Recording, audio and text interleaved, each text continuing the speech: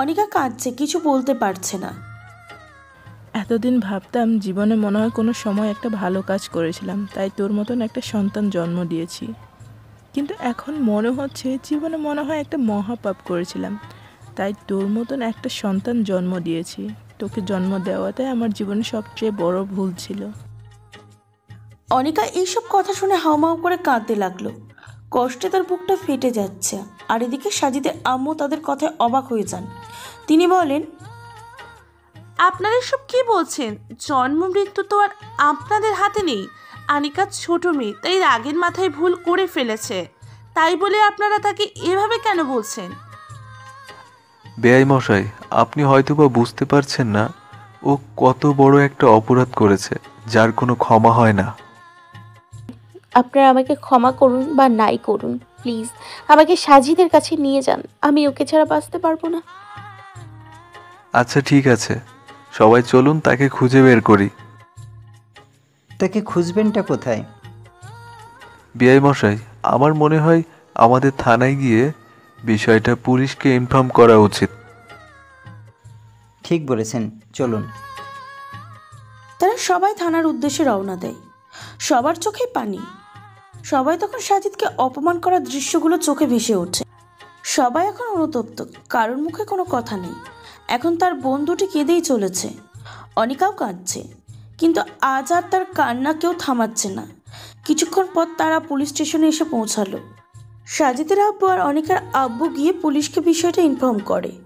অনিকার আব্বুকে দেখে পুলিশ বিষয়টা আরও সিরিয়াসলি নেয়। আপনি কোনো চিন্তা করবেন না স্যার, আমি চারদিকে লোক লাগিয়ে দেব। খুব শীঘ্রই আমরা তাকে পেয়ে যাব আশা করছি।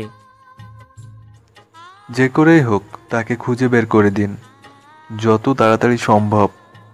দরকার পড়লে দেশের সকল পুলিশকে জানিয়ে দিন। পুলিশটি মাথা নাড়ায়। অনিকার আব্বু এবং সাজিদের আব্বু বের হয়ে আসে। অনিকার আব্বু গাড়িতে গিয়ে বললেন, আপনি কোনো চিন্তা করবেন না বিআই মশাই, আমরা তাকে খুব তাড়াতাড়ি পেয়ে যাব ইনশাআল্লাহ। আল্লাহ তাআলা যেন তাড়াতাড়ি আমার ছেলেটাকে ফিরিয়ে দেন। মন খারাপ করবেন না, আল্লাহ তাআলা চাইলে সব ঠিক হয়ে যাবে। এখন বাসায় চলুন। এখন আর আপনাদের বাসায় যাব না, এখন নিজের বাসায় যাব। সে কি, কতদিন পর এলেন, আপনারা থেকে যাবেন না? দয়া করে থেকে যান না। না ভাই, আজ আর নয়, অন্য কোনো দিন থাকবো। আচ্ছা ঠিক আছে, আপনারা যেহেতু চাচ্ছেন না, আমি জোর করব না। আমি আপনাদেরকে গাড়ি দিয়ে পাঠিয়ে দিচ্ছি। না বেআই মশাই, লাগবে না, আমরা চলে যেতে পারবো। না, তা হচ্ছে না। আপনাদেরকে গাড়ি দিয়ে পাঠিয়ে দিচ্ছি আমি, আপনারা সহজেই যেতে পারবেন তাতে। সাজিদের আব্বু পরে রাজি হয়ে যায়। তখনই অনিকাকে বলে ওঠে, বাবা, আমি আপনাদের সাথে আপনাদের বাসায় যেতে চাই। তুই ওখানে যেয়ে কি করবি? যা করার তো করে ফেলেছিস, আর কি ক্ষতি করতে চাস? প্লিজ এভাবে বলো না আপু, আমার খুবই কষ্ট হয়। আমি আমার শ্বশুর বাড়িতেই থাকতে চাই। আচ্ছা ঠিক আছে, তুমি ইচ্ছে করলে আসতে পারো আমাদের বাড়িতে। আপনাকে খুবই ধন্যবাদ মা। তোর কাপড় চোপড় তো সব আমাদের বাড়িতেই আছে, তুই বরং কালকে সব কিছু নিয়ে ওনাদের বাড়িতে যাস। আচ্ছা ঠিক আছে বাবা। গাড়ি ততক্ষণ এসে পড়েছে। সাজিদের পরিবার গাড়িতে উঠে নিজেদের বাসায় চলে যায়। বাসায় এসে সাজিদের আব্বু নামাজে দাঁড়িয়ে ইচ্ছা মতো কেঁদে দেয়। নিজেকে বড্ড অপরাধী মনে হচ্ছে তার। এদিকে সাজিদের দুই বোন কষ্টে বুক ফেটে যাচ্ছে। তারা নিজেদের এত ভালো ভাইটিকে এত কিছু বলে ফেলেছে, একটা বাইরের মেয়ের কথায় বিশ্বাস করে। নাদিয়ার রাগ বাড়তে থাকে অনিকার উপর।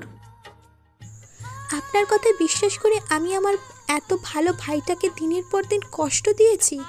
আপনার জন্যই আমার ভাই আমাকে ছেড়ে চলে গেছে। আমি কখনো আপনাকে ক্ষমা করব না, আমি আপনাকে শাস্তি দেবই।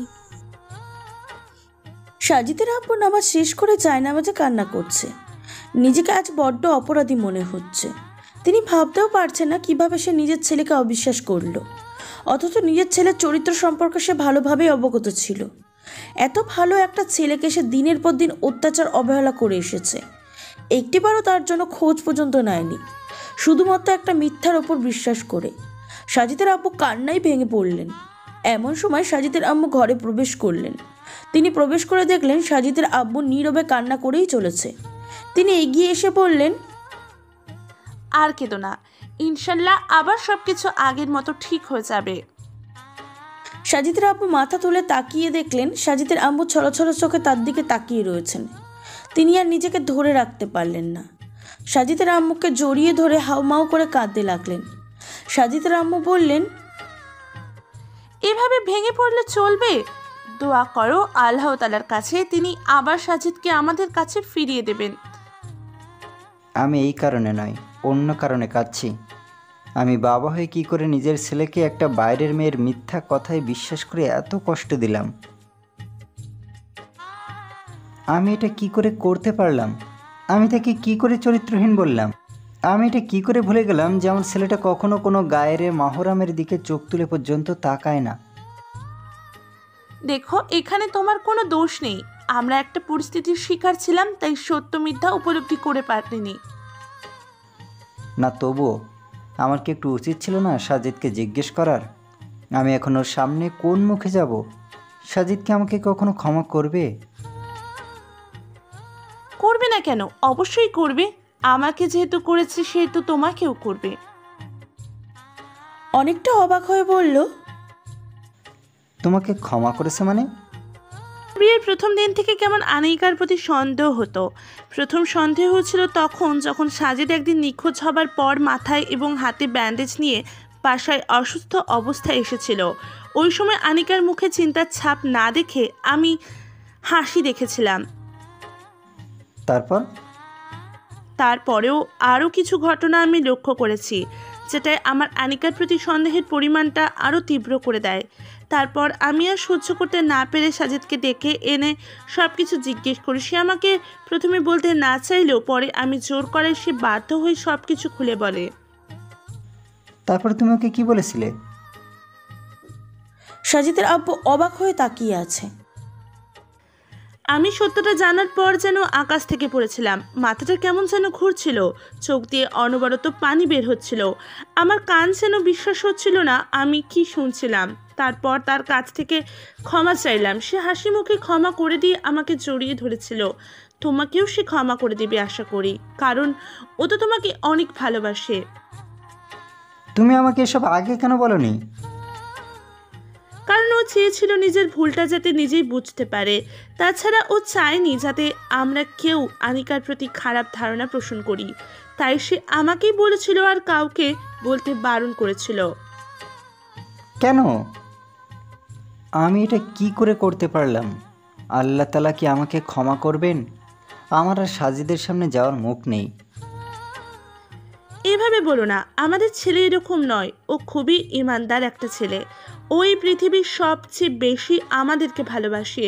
ও অবশ্যই আমাদেরকে ক্ষমা করবে। কিভাবে? তুমি তো আর যাই হোক তার কাছে গিয়েছিলে, কিন্তু আমি তো তাকে একদমই পর করে দিয়েছিলাম। আমার কারণে ছেলেটা খুবই কষ্ট পেয়েছে, কিন্তু তারপরেও আমার সাথে দেখা হলে সে একটা মুচকে হাসি দিত। ও আমাকে ক্ষমা করলেও একটা অপরাধবোধ ভিতরে থেকেই যাবে।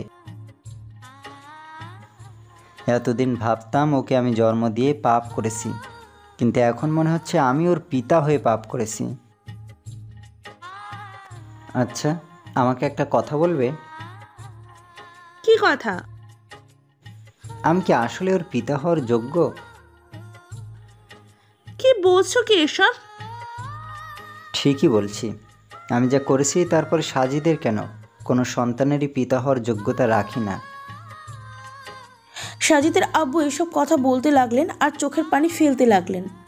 দূর থেকে নাদিয়া এসব দেখছিল আর চোখের পানি ফেলছিল, কারণ সেও তো তার নিজের ভাইকে কম কষ্ট দেয়নি। সে এমন এমন কথা বলেছিল, প্রত্যেকটা কথা সাজিদের বুকে এসে তীরের মতন আঘাত করেছিল। তার বলা কথাগুলো মনে পড়ে গেল। তারপর সেও চাপা শব্দে কান্না করতে লাগলো। নাদিয়াও সেখানে আর বেশিক্ষণ থাকতে পারেনি। দৌড়ি সে নূরের কাছে চলে যায়। নূরও কাঁদছে। নূর নাদিয়াকে নিজের রুমে দেখে তাকে জড়িয়ে ধরে কাঁদতে থাকে। নূর কাঁদতে কাঁদতে বলল, আমরা আমাদের ভাইয়াকে অনেক কষ্ট দিয়ে ফেলেছি রে। ভাইয়া মনে হয় কোনো দিনও আমাদের ক্ষমা করবে না। তুই আর কি করেছিস বোন? সব আঘাত করা কথা, বেশিরভাগ কষ্ট তো আমিই দিয়েছি। আমার এত ভালো ভাইটাকে আমি কত কষ্ট দিলাম, অথচ তার কোনো দোষই ছিল না। তাকে চরিত্রহীন কুলাঙ্গার বলে গালি দিয়েছি। কি করে পারলাম আমি? নাদিয়া এইসব বলছিল আর চাপা স্বরে কাঁদছিল। এমন সময় তাদের রুমে ছাবিত প্রবেশ করে। কেউ প্রবেশ করেছে টের পেয়ে তারা দুইজন চোখের জল মুছে দরজার দিকে তাকায়। তারা দেখে দরজায় ছাবিত দাঁড়িয়ে রয়েছে। তারা দুই বোন দৌড়িয়ে ছাবিত ভাইয়াকে জড়িয়ে ধরে কাঁদতে থাকে। ছাবিত মাথায় হাত বুলিয়ে দিয়ে বলতে থাকে, পাগলি, কাঁদছিস কেন? এভাবে কাঁদলে তো শরীর খারাপ করবে। কি করব ভাইয়া? সাজিদ ভাইয়াকে কত কষ্ট দিয়েছি। সাজিদ ভাইয়া আমাকে কখনোই ক্ষমা করবে না। না, তোরা ভুল ভাবছিস। সাজিদ ভাই ওরকম নয়। ওনার মন একদিকে যেমন তুলোর মতো নরম, অন্যদিকে লোহার মতো শক্ত। ওনাকে তোরা এখনও ভালো করে চিনতে পারিসনি। ওনার কাছে ক্ষমা চাইলে উনি অবশ্যই ক্ষমা করে দেবেন। কিভাবে ভাইয়া? এত কষ্ট দেওয়ার পরেও কি করে আমাকে ক্ষমা করবে? অবশ্যই করবে। হয়তোবা মনের অভিমানের জন্য কিছুটা দেরি হতে পারে, কিন্তু উনি অবশ্যই ক্ষমা করবেন।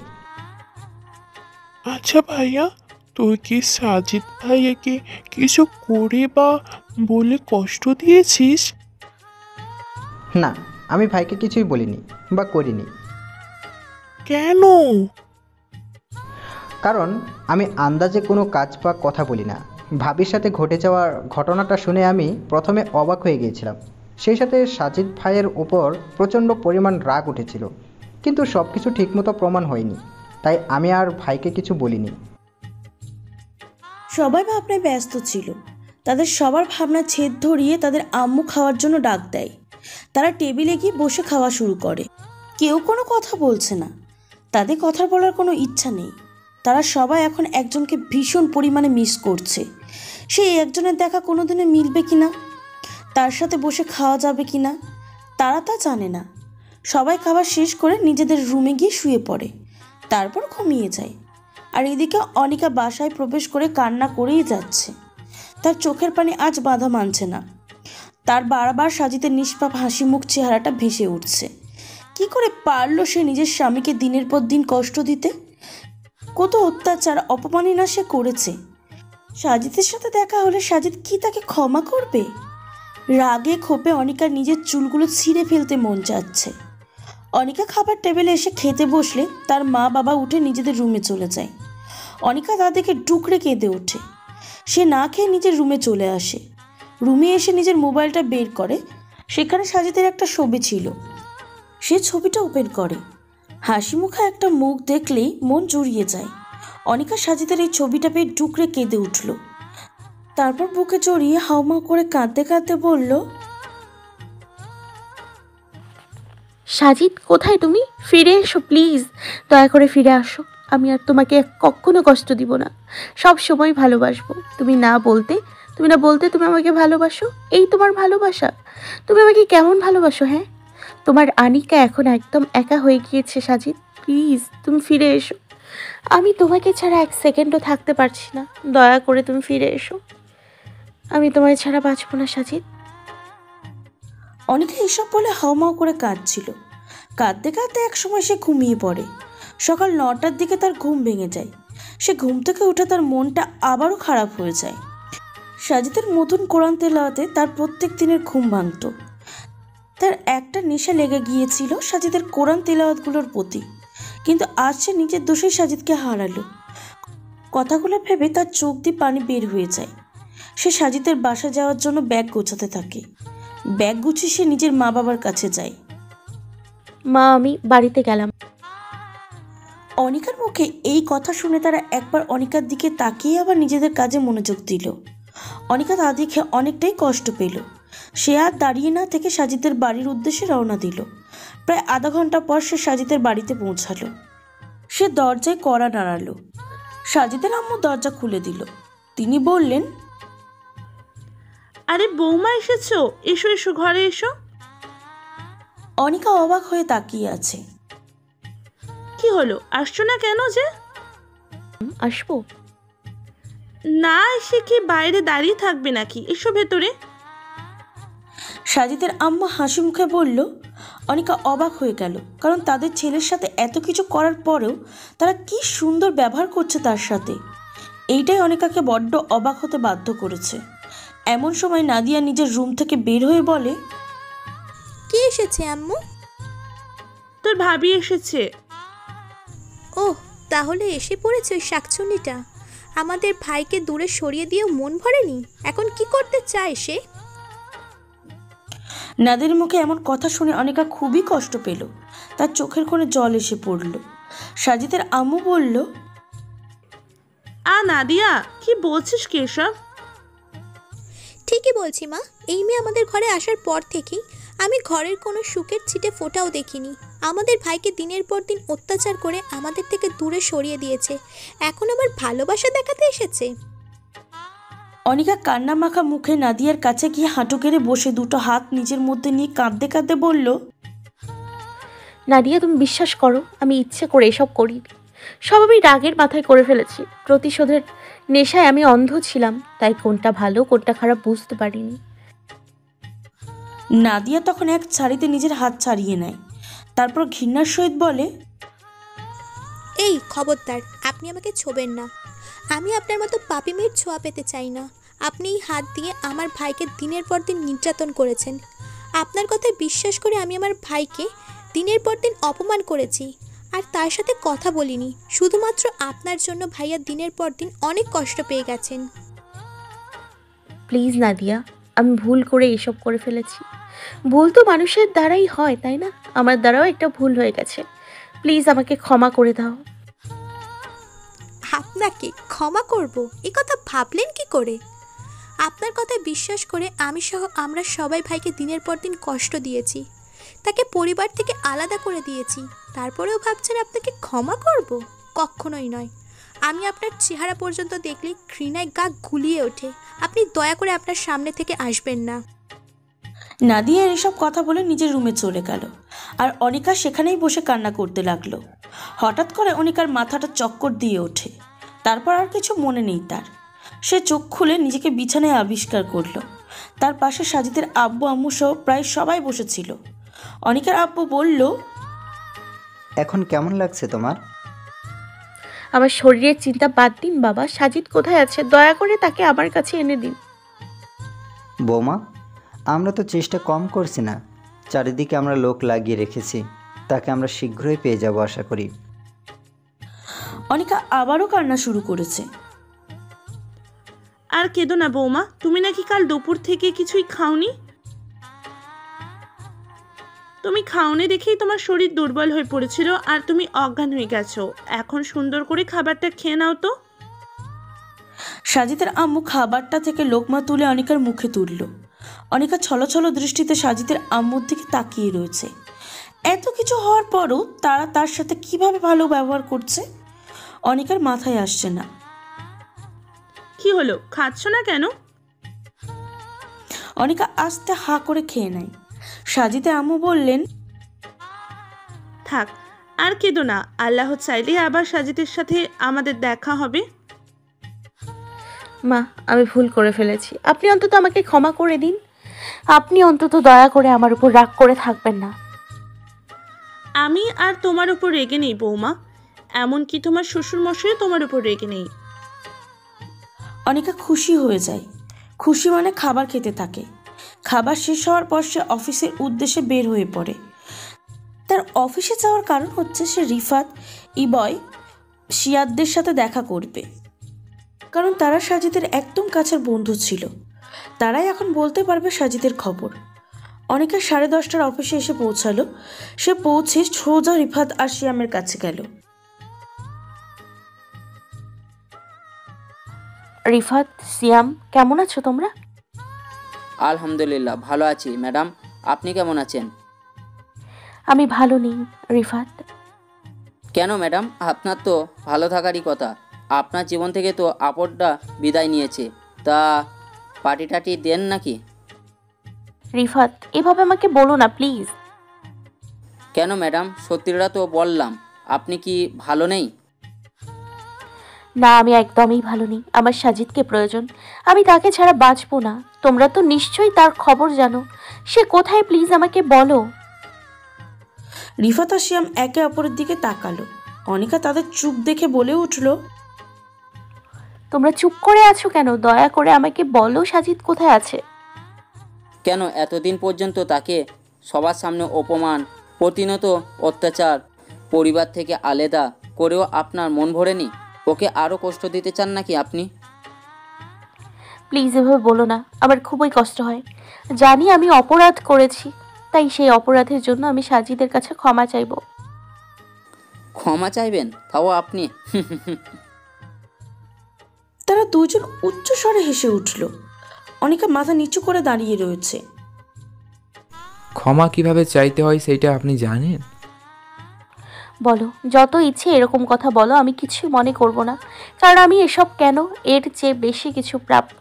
কিন্তু প্লিজ দয়া করে তোমরা আমাকে সাজিদের ঠিকানাটা দাও। আমাকে যে ওর কাছে ক্ষমা চাইতেই হবে, না হলে যে আমি অপরাধ বোধই ধীরে ধীরে শেষ হয়ে যাব। আমি বেশি না, মাত্র একবার ওর কাছে ক্ষমা চাইবো। দয়া করে ক্ষমা চাওয়ার সুযোগটা তোমরা কেড়ে নিও না। দেখুন ম্যাডাম, আমরা জানি না সাজিদ এখন কোথায় আছে। আমি জানি তুমি মিথ্যে কথা বলছো। তোমাদের বিশ্বাস না হলে চলো, আমি তোমাদের সামনেই সাজিদের কাছে ক্ষমা চাইবো।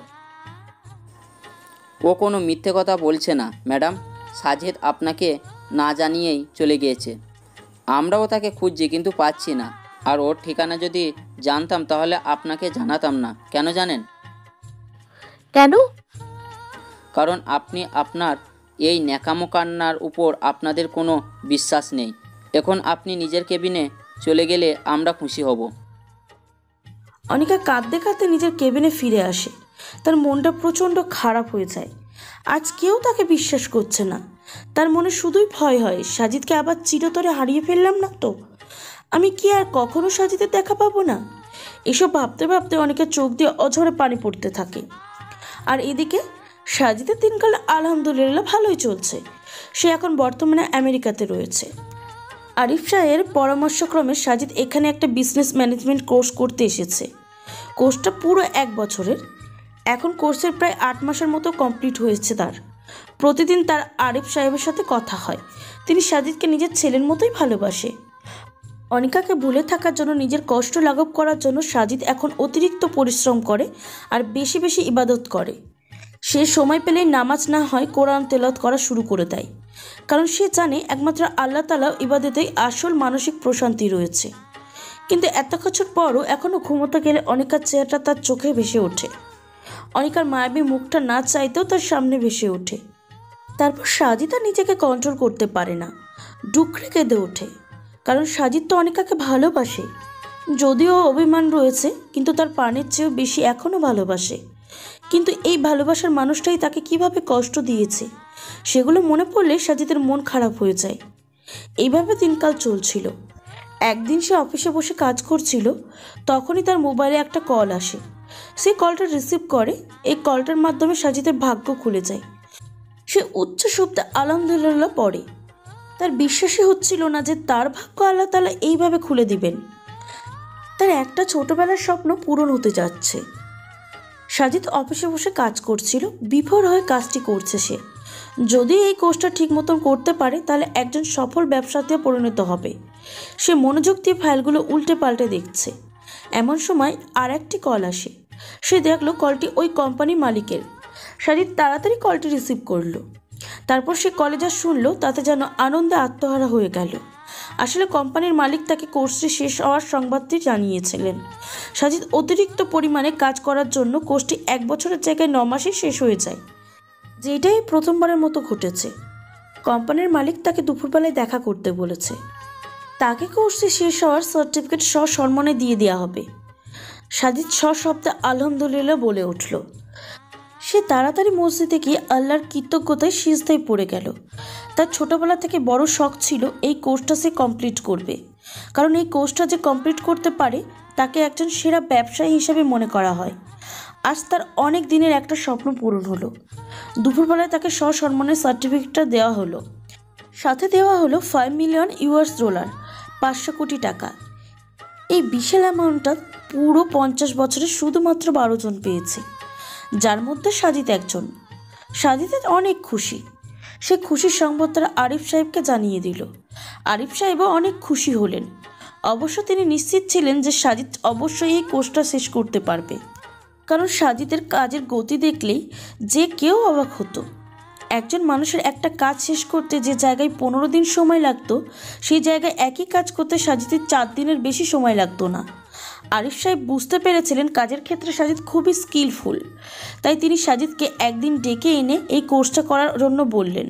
সাজিদও রাজি হয়ে যায়। আজ তিনিও অনেকটা খুশি হয়েছেন।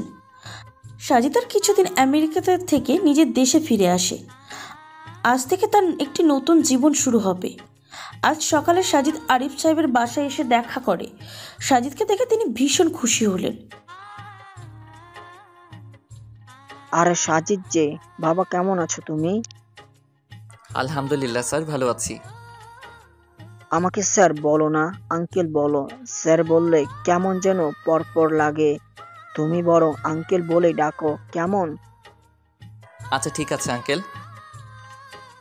তা বাইরে দাঁড়িয়ে আছো কেন? ভেতরে আসো, এসো একসাথে নাস্তা করি।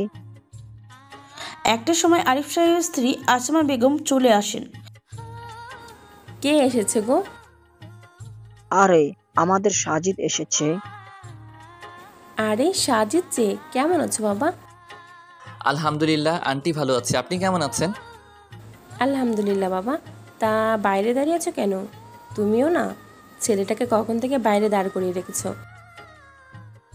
আরে আমি আবার কি করলাম? আমি তো তাকে ভেতরে আনতে চেয়েছিলাম। হয়েছে হয়েছে, বুঝেছি, আর বুঝাতে হবে না। ওকে না ভিতরে এসে বসাও, আমি চা বানিয়ে নিয়ে আসছি। আরে না না আন্টি, এসবের কিছুই দরকার নেই। আমি তো শুধু আঙ্কেলের সাথে একটা বিষয়ে কথা বলতে এসেছিলাম। এসব করার কোনো দরকার নেই আন্টি। সে কি, তুমি এসে কিছু না খেয়ে চলে যাবে?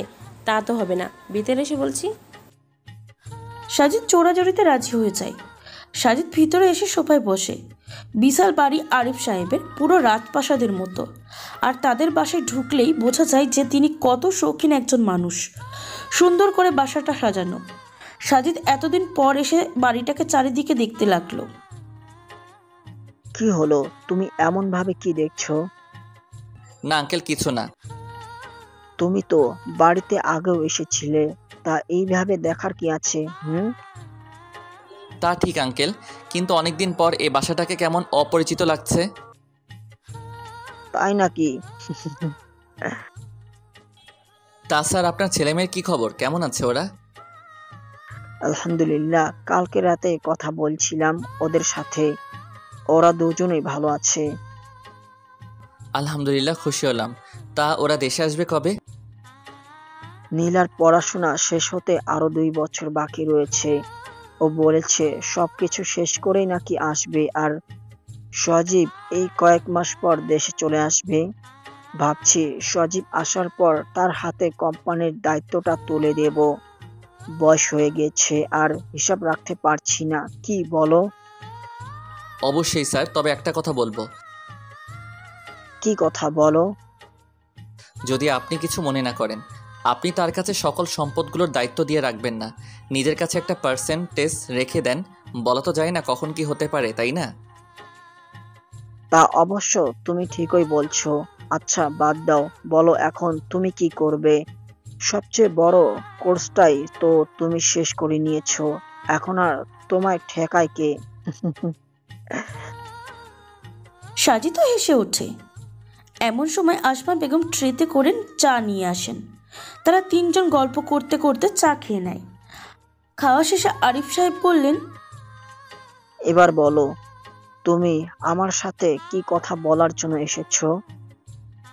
স্যার, আমি চাচ্ছি একটা ব্যবসা দাঁড় করাতে। আপনি কি বলেন? অবশ্যই শুরু করো একটা ব্যবসা। আমার বিশ্বাস তুমি এই ব্যবসায় বড় কিছু করতে পারবে ইনশাল্লাহ। ঠিক আছে স্যার, কিন্তু কিভাবে শুরু করব, কত টাকা শুরু করব, এ ব্যাপারে আপনার সাথে একটু পরামর্শ করতে এলাম। যদিও আগে থেকে আমার ভাবা আছে, কিন্তু অভিজ্ঞতা নেই। আচ্ছা ঠিক আছে, চলো। তারপর সাজিদ আরিফ সাহেবের পরামর্শক্রমে একটা ব্যবসা দাঁড় করায়। প্রথম কয়েকদিন সাজিদ খুঁজে খুঁজে প্রায় 50 কোটি টাকা খরচ করে 2টি বড় বড় বাড়ি অফিসের জন্য ক্রয় করে। তারপর সে সেখানে প্রায় 400 কর্মচারী নিয়োগ দেয়, যার মধ্যে পুরুষের সংখ্যা 350-এর উপরে। সে তার অফিসে খুব কম সংখ্যক নারী কর্মচারী রেখেছে, যাতে কোনো প্রকার ফিতনাই না পড়ে। প্রায় 200 কোটি টাকা ব্যয় করে বড়সড় একটা ব্যবসা শুরু করেছে সে। সাজিদের অফিসের কার্যক্রম খুবই ভালো চলছে। তার অফিসের কাজের নিয়মটা একটু আলাদা। এই অফিসে কাজ শুরু করা হয় ভোর 6:30টায়। ঠিক ফজরের নামাজ পড়ে সকালে সকল কর্মচারী অফিসে চলে এসে কাজ শুরু করে দেয়। কাজগুলো দুপুর 1টার মধ্যে শেষ হয়ে যায়, অর্থাৎ অফিস শুরু হয় সকাল 6:30 এবং শেষ হয় দুপুর 1টায়। এই অদ্ভুত নিয়মের জন্য সাজিদকে এই ব্যাপারে জিজ্ঞাসা করা হলে সে উত্তর দেয়, এর মধ্যে আমাদের মঙ্গল রয়েছে। আল্লাহর নবী হজরত মোহাম্মদ সাল্লাল্লাহু আলাইহি ওয়াসাল্লাম সহ ধনী সাহাবীরা সবসময়ই ফজর নামাজের পরই নিজেদের ব্যবসা শুরু করতেন। একদিকে তাদের যেমন কাজগুলো তাড়াতাড়ি শেষ হতো, অন্যদিকে তারা ব্যবসাও অনেক লাভবান হতেন। সকালের সময়টা অনেক বরকতময় একটা সময়। সকালের সময়টাকে যে কাজে লাগাতে পারবে সেই সফল হবে। আমিও এই সকালকে কাজে লাগিয়ে সফল হতে চাই। কেউ তখন আর বাধা দেয় না। সত্যি তো দারুণ একটা সময় তারা সবাই কাজ শুরু করে। অফিসের কর্মচারীরা ঘুমু ঘুমু চোখে কাজ করে। সাজিদ পিয়নকে দিয়ে সবাইকে চা দিয়ে যায়। সবাই খেয়ে চাঙ্গা হয়ে একটা ফ্রেশ মন নিয়ে কাজ করে। চারপাশে মনোমুগ্ধকর বাতাসে মনোযোগ দিয়ে কাজ করতে পারে তারা। ফলে সব কাজই 1টার আগেই শেষ হয়ে যায়। সাজিদের ব্যবসা আল্লাহর রহমতে খুবই ভালো চলছিল। তার দিনকালও ভালো চলছে। সে আল্লাহর কাছে শুকরিয়া আদায় করে। আর এদিকে সাজিদকে হারিয়ে অনিকা প্রত্যেক দিনই কান্না করে। শুধু সেই নয়, সাজিদের আম্মু সহ তারা বোনগুলোও কান্না করে। বাড়ির সবাই অনেক চেষ্টা করেছে সাজিদের সাথে যোগাযোগ করার জন্য, কিন্তু কোনো মতেই তার সাথে কোনো প্রকার যোগাযোগ করতে পারেনি। রিফাত, শিয়াম সহ সবাই সাজিদের খোঁজ করেছে, কিন্তু সাজিদকে খুঁজে পায়নি। তারা এখনও অনিকাদের অফিসে আছে।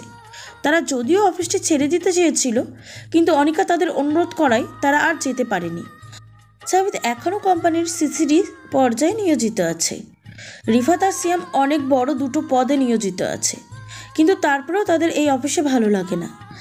কারণ এই অফিসেই তো রয়েছে তাদের প্রিয় বন্ধুটির নানার অপমানমূলক স্মৃতি। অনিকার আব্বু আম্মু সাজিদের অনেক খোঁজ করেছে, সারা দেশে লোক লাগিয়ে দিয়েছে, কিন্তু 1 বছর ধরে খোঁজ করেও কোনো ফল না পেয়ে তিনি হাল ছেড়ে দেন। সাজিদকে হারিয়ে সবার মন সারাক্ষণই খারাপ থাকে। কেউ এখন আগের মতো কারোর সাথে কথা বলে না। আর অনিকা তো যেন এক প্রকার পাগল হয়ে গেছে। সে প্রতিনিয়ত বিভিন্ন জায়গায় খোঁজ নেওয়ার চেষ্টা করে, কিন্তু কিছুতেই তার খোঁজ পাচ্ছে না। প্রতিদিন রাতে অনিকা সাজিদের ছবি বুকে জড়িয়ে কান্না করে। এক একটা মিনিট তার কাছে এক এক বছরের মতো মনে হয়, কিন্তু কিছু করার নেই। তার নিজের দোষে সে সাজিদকে হারিয়েছে। এইভাবে দুঃখের কালো ছায়া কেটে যায় প্রায় 4টি বছর। এই 4 বছরে অনিকা প্রায় পাগলের মতো হয়ে গিয়েছে। প্রতিদিনই সে কান্না করে। তার কান্না দেখে কেউ কেউ চোখের পানি ধরে রাখতে পারে না। এই যেন এক হারানোর ভয়। নিজের ভালোবাসার মানুষের নিজেকেই কষ্ট দিয়ে তাড়িয়ে দিয়েছে। সে কি আর ফিরে আসবে? 2 বছরের ব্যবধানে অনিকা এখন অনেকটাই ইমানাত একটা নারীতে পরিণত হয়েছে। সে এখন পরিণত পর্দা ছাড়া ছাবিতের সামনে পর্যন্ত যায় না। 5 ওয়াক্ত সালাত সে ওয়াক্ত মতো পড়ে থাকে। এছাড়া সে প্রতিদিনই তাহাজ্জুদের নামাজ পড়ে আল্লাহর কাছে কান্নাকাটি করে। প্রতিদিনই সে কোরআন তেলাওয়াত করে থাকে। রমজানের সময়ের পাশাপাশি সে নফল সময়ও পালন করে। কঠোরভাবে সে পর্দা মেনটেন করে চলে। আল্লাহর অশেষ রহমতের দয়ে অনিকা এখন দ্বীনের পথে এসেছে। যদিও সে আগে থেকে ইসলামের বিধিনিষেধ জানত, কারণ সে ছোটবেলায় ক্লাস 5 পর্যন্ত মাদ্রাসায় পড়েছিল, কিন্তু দুনিয়ার মায়াজালে আটকে মিথ্যা অহংকারে সে দিন থেকে দূরে চলে যায়। সে আবার দিনে ফেরত আসতে পেরেছে, এতে যেমন সে খুশি, তেমন উভয় পরিবারও অনেক খুশি। অনিকা এখন অফিসের সমস্ত কাজের দায়িত্ব সাবিতকে দিয়ে রেখেছে। মাঝে মাঝে তাকে যেতে হলে সে পরিপূর্ণ পর্দা করে হাত মোজা পা মোজা করে সে বের হয়। তারপর অফিস করে সোজা বাসায় চলে আসে। এভাবে কাটতে লাগলো দিনগুলো। তেমনি একটা সকালে অনিকা বারান্দায় বাইরে তাকিয়ে কান্না করছিল। তার মনে শুধু সাজিদের মিষ্টি হাসির দৃশ্যটা ফুটে ওঠে।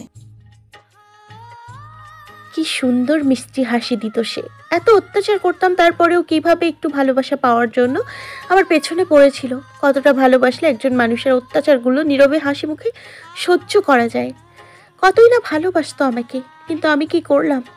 এত ভালো একটা ছেলেকে দিনের পর দিন অত্যাচার, অপমান, অবহেলা করে তার জীবনটা একদম নরক বানিয়ে দিলাম। কি করে পারলাম এটা করতে? কতটা শক্তিশালী না ছিল সে!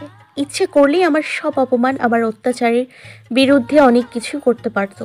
তা না করে সব সময় আমার সাথে ভালো ব্যবহার করেছে। কখনো তাকে কারণ ছাড়া রাগান্বিতভাবে কথা বলতে দেখিনি। সব সময় ভালোবেসেছে। ওর কোরআন তিলাওয়াতগুলো আমার মনে পড়ে। কি মধুর সুর ছিল তার কণ্ঠে। আল্লাহ তাআলা যেন অসম্ভব মায়া ঢেলে দিয়েছে তার কণ্ঠে। তাকে আমি কখনো অন্য মেয়ের দিকে তাকাতে দেখিনি। শুধুমাত্র আমাকে দেখবে বলে নিজের নজরকে কঠোরভাবে হেফাজত করতো সে। কখনো কোনো মেয়ের সাথে কথা বলতে দেখিনি। এত ভালো একটা ছেলেকে চরিত্রহীনের ট্যাগ লাগিয়ে পরিবার থেকে আলাদা করে দিলাম। এটা আমি করতে পারলাম? আমার বিবেকে কি একটু বাঁধলো না? আমি তো অনেক অন্যায় করে ফেলেছি সাজিদের সাথে। তাকে যদি আল্লাহর দয়ায় কখনো ফিরে পাই, তখন কি ও আমাকে ক্ষমা করবে? অনিকা এসব ভাবছিল আর নীরবে চোখের পানি ফেলছিল। এমন সময় তার কাঁধে কেউ হাত রাখে। পিছন ফিরে দেখতে পায় সাজিদের আম্মু দাঁড়িয়ে আছে। অনিকা তাড়াতাড়ি চোখ মুছে একটা মুচকে হাসি দিল। সাজিদের আম্মু বললেন, এই মায়াবী মুখটাই শুধু হাসিই মানায়, কাঁদা মানায় না। তুমি আর কেঁদো না। কি করব মা, আমি তো অনেক অন্যায় করে ফেলেছি। ওর সাথে করা অত্যাচারগুলো শুধুই মনে পড়ে।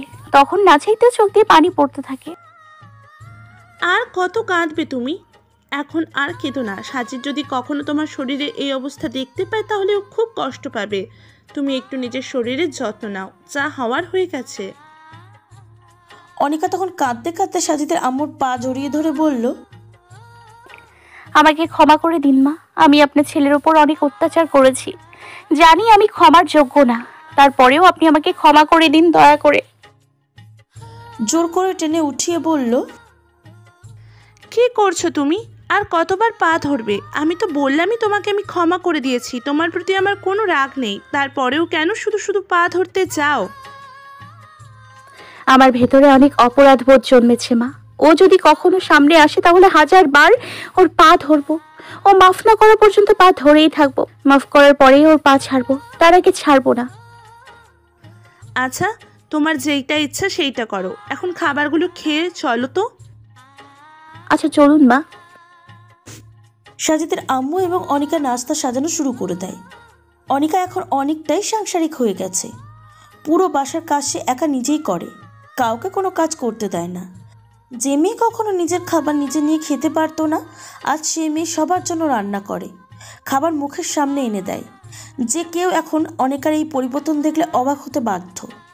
সবাই নাস্তা সেরে নেয়। অনিকা কিছুক্ষণ পর এসে চা দিয়ে যায়। সবাই চা খেতে খেতে কিছু ব্যাপারে কথা বলছিল। তারপর অনিকা আর সাবিত অফিসে চলে যায়। প্রায় 2 মাস পর অনিকা অফিসে যাচ্ছে। একটা গুরুত্বপূর্ণ মিটিং আছে, তাই তাকে যেতে হচ্ছে। সে অফিসে গেলে সবাই তাকে সালাম দিল। সে সবাইকে সালামের উত্তর দিল। তারপর সোজা নিজের কেবিনে চলে গেল। অনিকা নিজের কেবিনে এসে বসে দেশের টপ কোম্পানিগুলো দেখতে লাগলো। অনিকা অবাক হয়ে দেখলো তার কোম্পানিটা দেশের টপ অবস্থানে নেই। এখন তার কোম্পানির অবস্থান 2nd পর্যায়ে আছে। আর যে কোম্পানিটা তার কোম্পানিকে টপকে গিয়েছে সেটার নাম হলো এসএ কোম্পানি। অনিকা আরেকটা ব্যাপার দেখে হতভম্ব হয়ে গেল, কারণ কোম্পানিটা মাত্র 2 বছরের মধ্যেই দেশের ধনী কোম্পানির মধ্যে টপে উঠে গিয়েছে। বিষয়টা কেমন যেন লাগলো তার। অনিকা রিফাত, সিয়াম আর সাবিতকে একসাথে নিজের কেবিনে ডাকলো। কিছুক্ষণ তারা নিজের একসাথে অনিকার কেবিনে প্রবেশ করলো। অনিকা তাদেরকে বসতে বলল। আমি একটা জিনিস জানতে চাই। কি জানতে চান বলুন ম্যাডাম। আমাদের কোম্পানিটা কি লস করেছে? না ম্যাডাম, আপনার কোম্পানি তো কোনো প্রকার লস খায়নি, বরং ইদানিং আপনার কোম্পানি আরও ভালো আয় হচ্ছে। যদি এত ভালো আয় হয় তাহলে এই এসএ কোম্পানিটা আমাদের থেকে আগে চলে গেল কিভাবে? তোমরা কি কাজে অবহেলা করেছো? না ম্যাডাম, এইটা আমরা জানি না কিভাবে তারা টপে উঠে গিয়েছে। এই এসএ কোম্পানিটা শুরু থেকে অনেক ভালো লাভ করতে শুরু করে, আর এখন লাভ করতে করতে এইটা এখন দেশের টপ বিজনেস কোম্পানি। তোমরা কি কিছু করছো না? আমি নেই বলে তোমরা কাজে কেউ অবহেলা করছো না তো? কাজে ফাঁকি টাকি দিচ্ছ না তো? না ম্যাডাম, আমরা এসবের কিছুই করছি না। অফিসের সবাই নিয়ম মেনেই কাজ করে। সাবিত স্যার খুবই ভালোভাবে অফিসের কার্যকর্ম পরিচালনা করেন। উনি থাকতে কেউ কাজে অবহেলা করতে বা ফাঁকি দিতে পারবে না। তাই নাকি? জি ম্যাডাম। আর এই এসএ কোম্পানিটা এখন ঝড়ের বেগে উপরে উঠছে। আমরাও অনেক ভালো আয় করছি, কিন্তু কোনোভাবেই এই কোম্পানিটা নাগাল পাচ্ছি না। জি ম্যাডাম, শ্যাম ঠিকই বলেছে। এই কোম্পানি শুধু আপনাদের দেশেই নয়, বিদেশেও প্রচুর ডাক আছে। আচ্ছা ঠিক আছে, এই কোম্পানির মালিকের নাম কি? আমরা জানি না ম্যাডাম। জানো না মানে? সবচেয়ে ধনী কোম্পানির মালিকের নাম জানো না? না ম্যাডাম, আমরা সত্যিই জানি না। ওনার সম্পর্কে অনেক খুঁজেছি, কিন্তু তার সম্পর্কে কোনো ইনফরমেশন পাইনি। ও আচ্ছা, তো আজকের মিটিং কোন কোম্পানির সাথে হবে? এসএ কোম্পানির সাথেই আজকে আমাদের মিটিং আছে। তাদের সাথে? জি ম্যাডাম। আজকেই কেন রাখা হলো? আমি তো বলেছিলাম কয়েকদিন পরে রাখতে। ম্যাডাম, এসএ কোম্পানির মালিক আজকেই বিদেশ থেকে ফিরেছেন। যে মিটিংটা হবে ওইটাতে ওনার স্বাক্ষর লাগবেই, তাই আজই মিটিংটা হচ্ছে। আচ্ছা, কয়টার সময় যাব আমরা? ম্যাডাম 11টার দিকে রওনা দেব। আচ্ছা ঠিক আছে, তোমরা এখন গিয়ে কাজ করো। Okay madam. সবাই অনিকার কেবিন থেকে বের হয়ে কাজে লেগে পড়ে। আর এদিকে অনিকা ভাবতে থাকে একটা লোক কতটা বুদ্ধিমান, পরিশ্রমী হলে মাত্র 2 বছর নিজের কোম্পানিকে টপে উঠাতে পারে। হয়তোবা ওই কোম্পানির মালিক তার অধীনস্থ কর্মচারীকে সকাল থেকে সন্ধ্যা পর্যন্ত কাজ করায়। বেশি পরিশ্রম করার মনে হয় এই উন্নতি। কিছুক্ষণ পর অনিকা সহ রিফাত, শ্যাম এবং সাবিত ওই কোম্পানির উদ্দেশ্যে রওনা দেয়। তাদের পৌঁছাতে প্রায় 3-4 ঘন্টা সময় লাগে। অনিকা নিজে একটা গাড়ি আলাদা নিয়েছে, কারণ সে তাদের সাথে গেলে পর্দার ব্যাঘাত ঘটতে পারে, তাই সে এই গাড়ি দিয়েই যাবে। আর অন্যদিকে রিফাত, শ্যাম আর সাবিত আরেকটা গাড়িতে গিয়ে বসে। ঠিক 11টার সময় তারা সিএ কোম্পানির উদ্দেশ্যে যাত্রা শুরু করে। গাড়ি আপন গতিতে চলছে। অনিকা জানলার বাইরে তাকিয়ে সাজিদের সাথে কাটানো সময়গুলোর কথা ভাবছে। সেই সময় অনিকা সাজিদকে অত্যাচার অপমান করে মনের মধ্যে একটা পিশাচি আনন্দ পেত, কিন্তু এখন সে বুঝতে পারছে যে সাজিদকে যে কতটা কষ্ট দিয়েছে। তার চোখ বেয়ে পানি পড়ে যায়। সাবিত, রিফাত এবং শ্যাম তাদের মধ্যে সিএ কোম্পানির উপরে ওঠা নিয়ে বলাবলি করছে। তারা এদিকে অনেক এক্সাইটেড যে তারা এত বড় একটা কোম্পানির সাথে মিটিং করতে যাচ্ছে। ইনশাল্লাহ এবার তাদের কোম্পানি একটা বড়সড় লাভ হবে। দুপুর 2টার সময় তারা অফিসে গিয়ে পৌঁছালো। তারা সবাই নেমে কিছুক্ষণ অফিসের বিল্ডিংটার দিকে তাকিয়ে থাকলো, কারণ এই অফিসের বিল্ডিংটা তাদের অফিসের থেকেও বড়। কিছুক্ষণ পর তারা ভিতরে প্রবেশ করলো। সেই অফিসের ম্যানেজার তাদেরকে খুব সাদরে গ্রহণ করলেন। অনিকা সহ সবাই বেশ অবাক হলো যখন দেখলো অফিসে আর মাত্র কয়েকজন কর্মচারী রয়েছে। তবে বাইরে থেকে অফিসটা যেমন সুন্দর, অফিসের ভিতর আরও সুন্দর। কিছুক্ষণ পর ম্যানেজার বললেন, আপনারা একটু অপেক্ষা করুন প্লিজ। আমাদের কোম্পানির মালিক চলে আসলে তাকে নিয়ে আমাদের রুমে মিটিং শুরু করব ইনশাল্লাহ। ঠিক আছে, আমরা অপেক্ষা করছি, সমস্যা নেই। প্রায় 10 মিনিট হয়ে গেল, তারপরেও কোম্পানির মালিক আসলো না। অনিকা বিরক্ত হয়ে বলল, আপনাদের কোম্পানির মালিকের তো দেখি সময়ের কোনো জ্ঞানই নেই। আমাদেরকে দাঁড় করিয়ে রেখেছে, কতক্ষণ ধরে অপেক্ষা করছি। প্লিজ ম্যাডাম, আর একটু অপেক্ষা করুন, তিনি এসেই পড়েছেন। তারা বিরক্ত হয়ে সোফায় গিয়ে বসলো। সোফায় বসে তারা নিজেদের মধ্যে কথা বলে করছিল। ঠিক এমন সময় রিফাত আর শ্যাম অনুভব করলো কেউ তাদের মাথায় চাটি মেরেছে। রিফাত আর শ্যাম বেশ বিরক্ত হয়ে গেল। এমনি মন মেজাজ খারাপ, আর তার উপর এরকম ফাজলামো। সে পিছনে তাকিয়ে, হে ম্যাম, আপনার কি কাণ্ডজ্ঞান বলতে? রিফাত পুরো কথাটা শেষ করতে পারল না। তারা সবাই পিছনে যাকে দেখেছিল, তারপর তাদের মুখ দিয়ে কোনো কথা বের হচ্ছিল না। সবার চোখের কোণা জলে ভরে উঠল। হ্যাঁ, পিছনে সাজিদই দাঁড়িয়েছিল। আসলে সোফাটা পিছনের দিকে হওয়ায় তারা সাজিদকে দেখতে পায়নি। সাজিদকে দেখে অনিকার চোখ দিয়ে অঝরে পানি পড়ছে। দাড়িযুক্ত কি মিষ্টি সেই মুখ, বলিষ্ঠ দেহ দেখলেই মন জুড়িয়ে যায়। কত বছর, কত অপেক্ষার পর আজ সে সাজিদকে দেখছে। সাজিদকে সে এখানে পাবে ভেবে উঠতে পারেনি। অনিকার অশ্রু জল চোখে সাজিদের দিকে তাকিয়ে রইল। সবার চোখে পানি চলে এসেছে। এত বছর পর তারা সাজিদকে দেখতে পেয়েছে। রিফাত আর সিয়ামের চোখেও পানি। তাদের প্রিয় বন্ধুটার সাক্ষাৎ তারা পেয়েছে। সাজিদের চোখেও পানি। সাজিদ অশ্রুজল চোখে বলল, কেমন আছিস তোরা? কেউ আর কোনো কথা বলতে পারল না। রিফাত, সাবিত, সিয়াম সাজিদের বুকে হুমড়ি খেয়ে পড়ল। সাজিদ আর একটু হলেই পড়ে যাচ্ছিল। সে বলল, আরে আরে কি করছিস? আর একটু হলেই তো পড়ে যেতাম। চুপ কর শালা, তোকে আজকে মজা বুঝাবো। আমাদেরকে তুই অনেক কষ্ট দিয়েছিস। তারা তিনজন সাজিদকে জড়িয়ে কান্নায় ভেঙে পড়ল। অনেকক্ষণ কাঁদল তারা। অফিসের সবাই অবাক হয়ে তাদের দিকে চেয়ে আছে। সাজিদ সাহেবকে দেখে তাদের এই রিয়েকশন কেন তারা বুঝে উঠতে পারছে না। সাজিদ বলল, সরি রে ভাই, আমাকে মাফ করে দে। আমার তখন কিছুই করার ছিল না। আমি তখন সব পরিস্থিতি চাপে করেছি। তুই তো আমাদের ফোন করতে পারতি। এত বছর ধরে তুই আমাদের সাথে কোনো যোগাযোগই রাখিসনি। তোর জন্য এখন প্রতিদিন রাত মা বাবা সহ সবাই কান্না করে। কেন কেন আমার জন্য কেন কান্না করে? তারা তাদের ভুল বুঝতে পেরেছে। এখন তারা অনেক অনুতপ্ত। তারা তোর কাছে ক্ষমা চাইতে চায়। তুই দয়া করে আমাদের সাথে চল। তারা দিনের পর দিন কান্না করতে করতে শরীরের অবস্থাই খারাপ করে ফেলেছে। না ভাই, এখন আমার পক্ষে যাওয়া সম্ভব না। কেন? আচ্ছা বাদ দে না, চল যে কাজে এসেছি সেই কাজটা আগে করে ফেল। আচ্ছা ঠিক আছে, এই ব্যাপারে পরে কথা বলবো। তারা সবাই সাজিদকে ছেড়ে দিল। সাজিদ দেখলো একজন কালো বোরকাওয়ালা মেয়ে দাঁড়িয়ে রয়েছে। হাত মোজা, পা মোজা, শুধু চোখ দুটো দেখা যাচ্ছে। সাজিদ চোখ নামিয়ে মনে মনে বলে উঠল, মাশআল্লাহ। সাজিদ তাদের জিজ্ঞাসা করল, রিফাত, এই মেয়েটি কে রে? রিফাত সহ সবাই একে অপর দিকে তাকায়। অনিকার চোখের ভাষায় সাজিদকে বলতে মানা করে দেয়। রিফাত বলল, কেউ না, এমনি মিটিংয়ের জন্য আসলাম। আমাদের দেরি হয়ে যাচ্ছে, চল মিটিংটা শুরু করি। আচ্ছা চল। দাঁড়া, আগে কোম্পানির মালিক এসে নিক, তারপর মিটিং শুরু হবে। সাজিদ হাসল। রিফাত সহ কেউ এই হাসির কারণটা বুঝতে পারল না। রিফাত জিজ্ঞাসা করল, কি হলো, তুই হাসছিস কেন? আমি কি ভুল কিছু বলেছি নাকি? কোম্পানির মালিক না আসলে মিটিংটা শুরু হবে কি করে?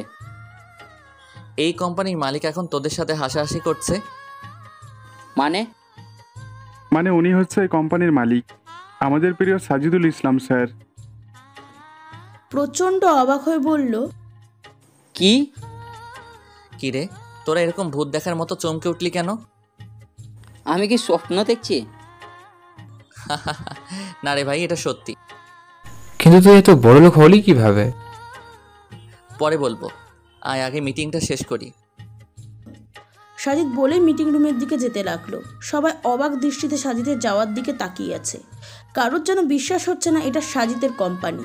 তাদের এত কাছের বন্ধু, এত বড় কোম্পানির মালিক, অথচ তারা জানতেও পারলো না।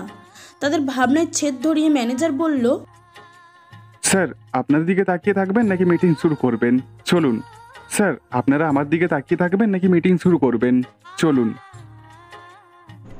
হ্যাঁ হ্যাঁ, চলুন। তারা সবাই মিটিং রুমে গিয়ে মিটিংটা শেষ করলো। প্রায় 1 ঘন্টা ধরেই মিটিংটি চলছিল। এই 1 ঘন্টার মধ্যে একবারও সাজিদ অনিকাকে চিনতে পারেনি। সাজিদ ভুলেই গিয়েছে যে অনিকাই রিফাত আর শিয়ামের বস, যা অনিকার দুঃখকে আরও বাড়িয়ে দেয়। অনিকাও একটা অজানা ভয়ের কারণে একবারও সাজিদের সাথে কথা বলতে পারেনি। আর কথা বলবেই বা কী করে? সাজিদ তো তার দিকে তাকাচ্ছেই না। সাইন করার সময়ও সাজিদ অনিকার নামটা লক্ষ্য করেনি। অনিকা তখন আরও হতাশ হয়ে যায়। তারা সবাই মিটিং রুম থেকে বের হয়ে সোফায় এসে বসলো। সাজিদ সবাইকে উদ্দেশ্য করে বলল, তোরা সবাই রেস্টুরেন্টে চলে যা, ওটা আমারই রেস্টুরেন্ট। এতদিন পর এসেছিস, তোদেরকে না খাইয়ে ছাড়বো না। ইচ্ছে মতো যা ইচ্ছে তা খাস, কোনো বিল দিতে হবে না, আমি বলে রেখেছি ওদের। শালা, তুই তো দেখছিস আঙুল ফুলে কলা গাছ হয়ে গিয়েছিস। কিভাবে এসব হলো? আরে এসবই হচ্ছে আল্লাহর দয়া। আল্লাহর দয়া ছাড়া এগুলো করা আমার পক্ষে অসম্ভব। আচ্ছা, আমাদের খুলে বল না। সাজিদ সবাইকে তখন সিলেটে আসার পর যা হয়েছিল সব কিছু খুলে বলে। সবাই অনেকটা অবাক হয়ে যায়। সাজিদ বলে, তারপর আমি আরিফ স্যারের পরামর্শক্রমে সোজা আমেরিকায় চলে যাই। ওখানে গিয়ে বিজনেস ওয়ার্ল্ডের সবচেয়ে বড় বিজনেস ম্যানেজমেন্ট কোর্স, এই কোর্সটা করি। তারপর সেখান থেকে আমাকে একটা সার্টিফিকেট সহ $5 মিলিয়ন দেওয়া হয়। তারপর দেশে এসে আরিফ স্যারের পরামর্শক্রমে একটা বড়সড় ব্যবসা শুরু করি। আল্লাহর দয়ায় আজ আমার এই অবস্থা। সবাই সাজিদের মুখে এসব শুনে একদম স্তব্ধ হয়ে গেছে। কারোর মুখ দিয়ে কোনো কথা বের হচ্ছে না। তাদের কারোর ভাবনার অতীত যে তাদের বন্ধু আজ কতটা বড় লোক, তাদের যেন বিশ্বাসই হচ্ছে না সাজিদের এই কথাগুলো। এত কঠিন কোর্সটা সে শেষ করলো কি করে? তাহলে এই সেই লোক যে আমাদের মতো কোম্পানিকে টপকে মাত্র 2 বছরে নিজের কোম্পানিকে টপে নিয়ে গেছে। কিন্তু তাদের তারপরেও বিশ্বাস হয় না। একটা কোম্পানি টপে উঠতে মিনিমাম 5 বছর লাগে, কিন্তু সে কিভাবে নিজের কোম্পানিটাকে মাত্র 2 বছরের টপে উঠালো? এই অফিসে এসে তারা তেমন কোনো কাজ দেখলো না তাদের। সাজিদকে তারা এইভাবে এত উঁচু অবস্থানে দেখবে তারা কল্পনাও করেনি। সবাই তখন ভাবনায় ব্যস্ত ছিল। সাজিদ বলে উঠল, কিরে, তোরা সবাই কথা বলছিস না কেন? আর আমার দিকে তাকিয়ে কি দেখছিস?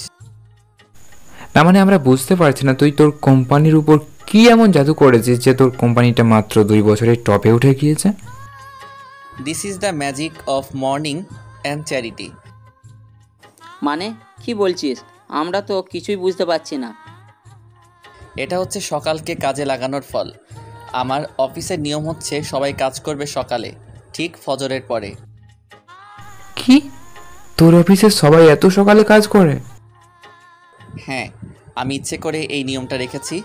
সকালের নিয়মটা হচ্ছে জাদুর মতো। যারাই এই সকালকে কাজে লাগাবে তারাই সফল হবে, তারাই উন্নত হবে। তোরা নিশ্চয়ই একজন গরিব ব্যবসায়ীর সকালকে কাজে লাগিয়ে ধনী হওয়ার ঘটনাটা শুনেছিস। আমার আর বলার দরকার নেই। আমিও ঠিক এমনই।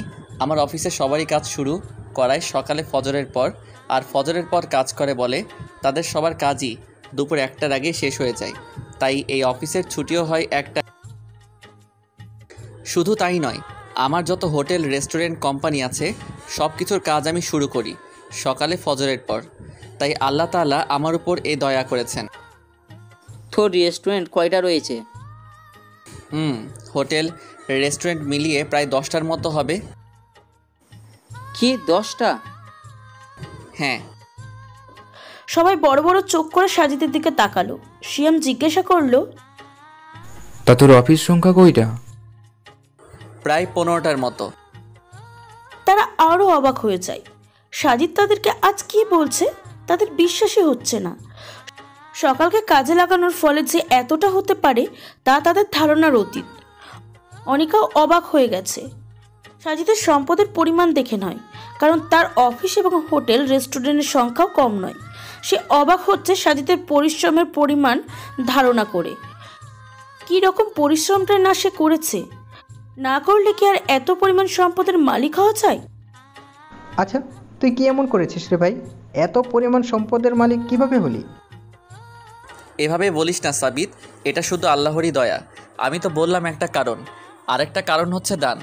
দান করলে যে কিভাবে নিজের সম্পদ বাড়বে তুই নিজেও কল্পনাও করতে পারবি না। যত বেশি দান করবি তত বেশি সম্পদ বৃদ্ধি পাবে। এক সময় এত সম্পদ বাড়বে যে সম্পদ কোথায় রাখবি, তোর সম্পদের পরিমাণ কত তাও ধারণ করতে পারবি না। এটাই হচ্ছে দানের পাওয়ার। আচ্ছা, তুই এটা বল যে তুই দান কত করেছিস? এটা আমি জানি না। আমার অফিস, হোটেল, রেস্টুরেন্ট থেকে যা প্রফিট আসে তার 60% আমি দান করে দেই। বেশিরভাগই দেই নিজের দেশে, আর বাদবাকি যা আছে তা আফ্রিকার দরিদ্র পরিবারের জন্য দেই আর কি।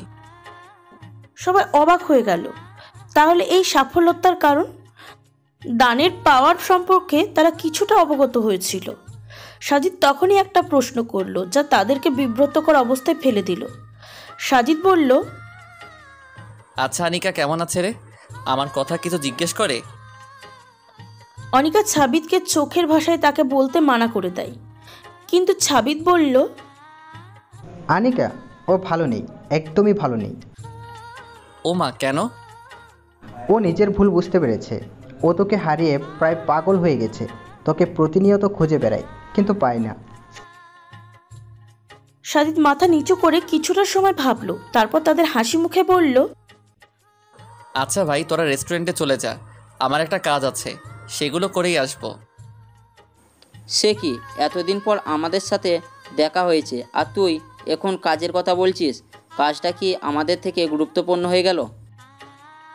কি বলছিস ভাই এসব? আমার একটা গুরুত্বপূর্ণ কাজ আছে, প্লিজ ভাই যেতে দে না।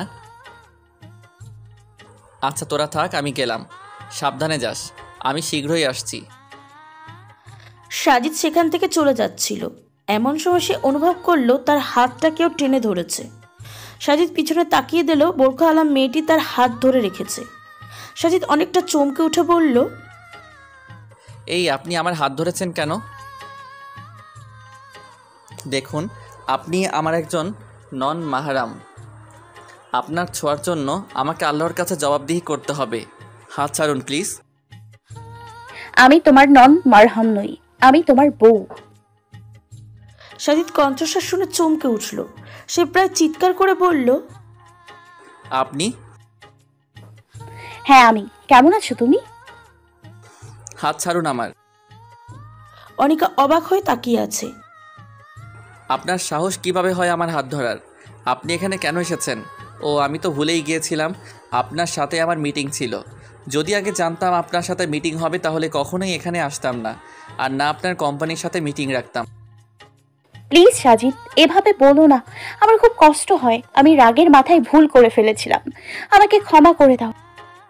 ক্ষমা? তাও আবার আপনাকে? হাসালেন আপনি। আপনাকে ক্ষমা করার তো কোনো প্রশ্নই ওঠে না। প্লিজ ক্ষমা করে দাও, প্লিজ। সাজিদের খুবই ইচ্ছা করলো বলতে যে আমি তো তোমাকে কবেই ক্ষমা করে দিয়েছি পাখি, কিন্তু অভিমানগুলো তো তার উপর ভর করে ফেলল। সে অভিমানের সুরে বলল, দেখুন, আমাকে বিরক্ত করবেন না, আপনাদের এখানে ডাকাটাই আমার ভুল হয়েছে। কি বলিস ভাই এসব? ঠিকই বলছি আমি। দেখ ভাই, আমরা মানছি অনিকা অনেক বড় একটা ভুল করে ফেলেছে, কিন্তু ও না বুঝে সেই ভুলগুলো করেছে। এখন সে তার ভুলগুলো বুঝতে পেরেছে, তোর উচিত ওকে ক্ষমা করে দেওয়া। হ্যাঁ ভাই, রিফাত ঠিকই বলেছে, মানুষ হিসেবে ভুল হতেই পারে, তোর উচিত তাকে ক্ষমা করে দেওয়া।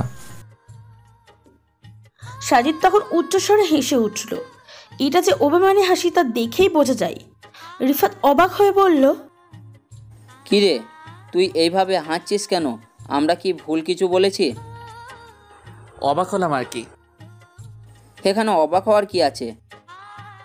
তোরা দুইজন ভালো করে জানিস যে আমার সাথে কি হয়েছে না হয়েছে, তারপরেও কোন আক্কেলে তাকে ক্ষমা করতে বলছিস তোরা? না মানে যে যাই করুক না কেন, তোরা কখনো ওর কথায় ফাঁসবি না, কারণ তোরা শুরু থেকে শেষ পর্যন্ত সবটাই জানতিস। কিন্তু তোরা আমার সেই বিশ্বাসটাও ভেঙে দিলি। ভালো করলি, খুব ভালো করলি। সাজিদ তারপর সেখান থেকে চলে যাচ্ছিল, কিন্তু সে লক্ষ্য করলো তার পা আগাতে পারছে না। সাজিদ নিচে তাকিয়ে দেখলো অনিকা তার পা জড়িয়ে ধরে কান্না করছে। সাজিদ অনেকটা অবাক হয়ে গেল, অস্থির কণ্ঠে বলল, এই কি করছেন আপনি? পা ছাড়েন আমার। না, আমি তোমার পা ততক্ষণ ছাড়বো না যতক্ষণ না পর্যন্ত তুমি আমাকে ক্ষমা করবে। দেখুন, ভালোই ভালোই বলছি, আমার পা ছাড়ুন। প্লিজ সাজিদ, প্লিজ আমাকে ক্ষমা করে দাও।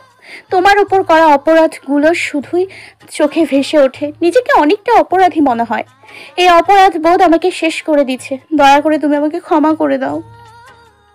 কেন আমাকে গরুর মতো অত্যাচার অপমানগুলো করার সময় মনে ছিল না? এখন আসছেন ক্ষমা চাইতে? পা ছাড়ুন আমার। পা ছাড়ানোর চেষ্টা করছে কিন্তু পারছে না। পা ছাড়ানোর চেষ্টা করছে কিন্তু পারছে না। পা আরো জোরে জড়িয়ে ধরে বলল, আমি তখন রাগের মাথায় ভুল করে ফেলেছি, এখন আমি নিজের ভুল বুঝতে পেরেছি। দয়া করে আমাকে ক্ষমা করে দাও সাজিদ, প্লিজ প্লিজ। ধুর, তোর সাথে দেখা কেন যে হলো আমার। এই বলে সাজিদ লাথি দিয়ে অনিকাকে ছাড়িয়ে চলে যায়।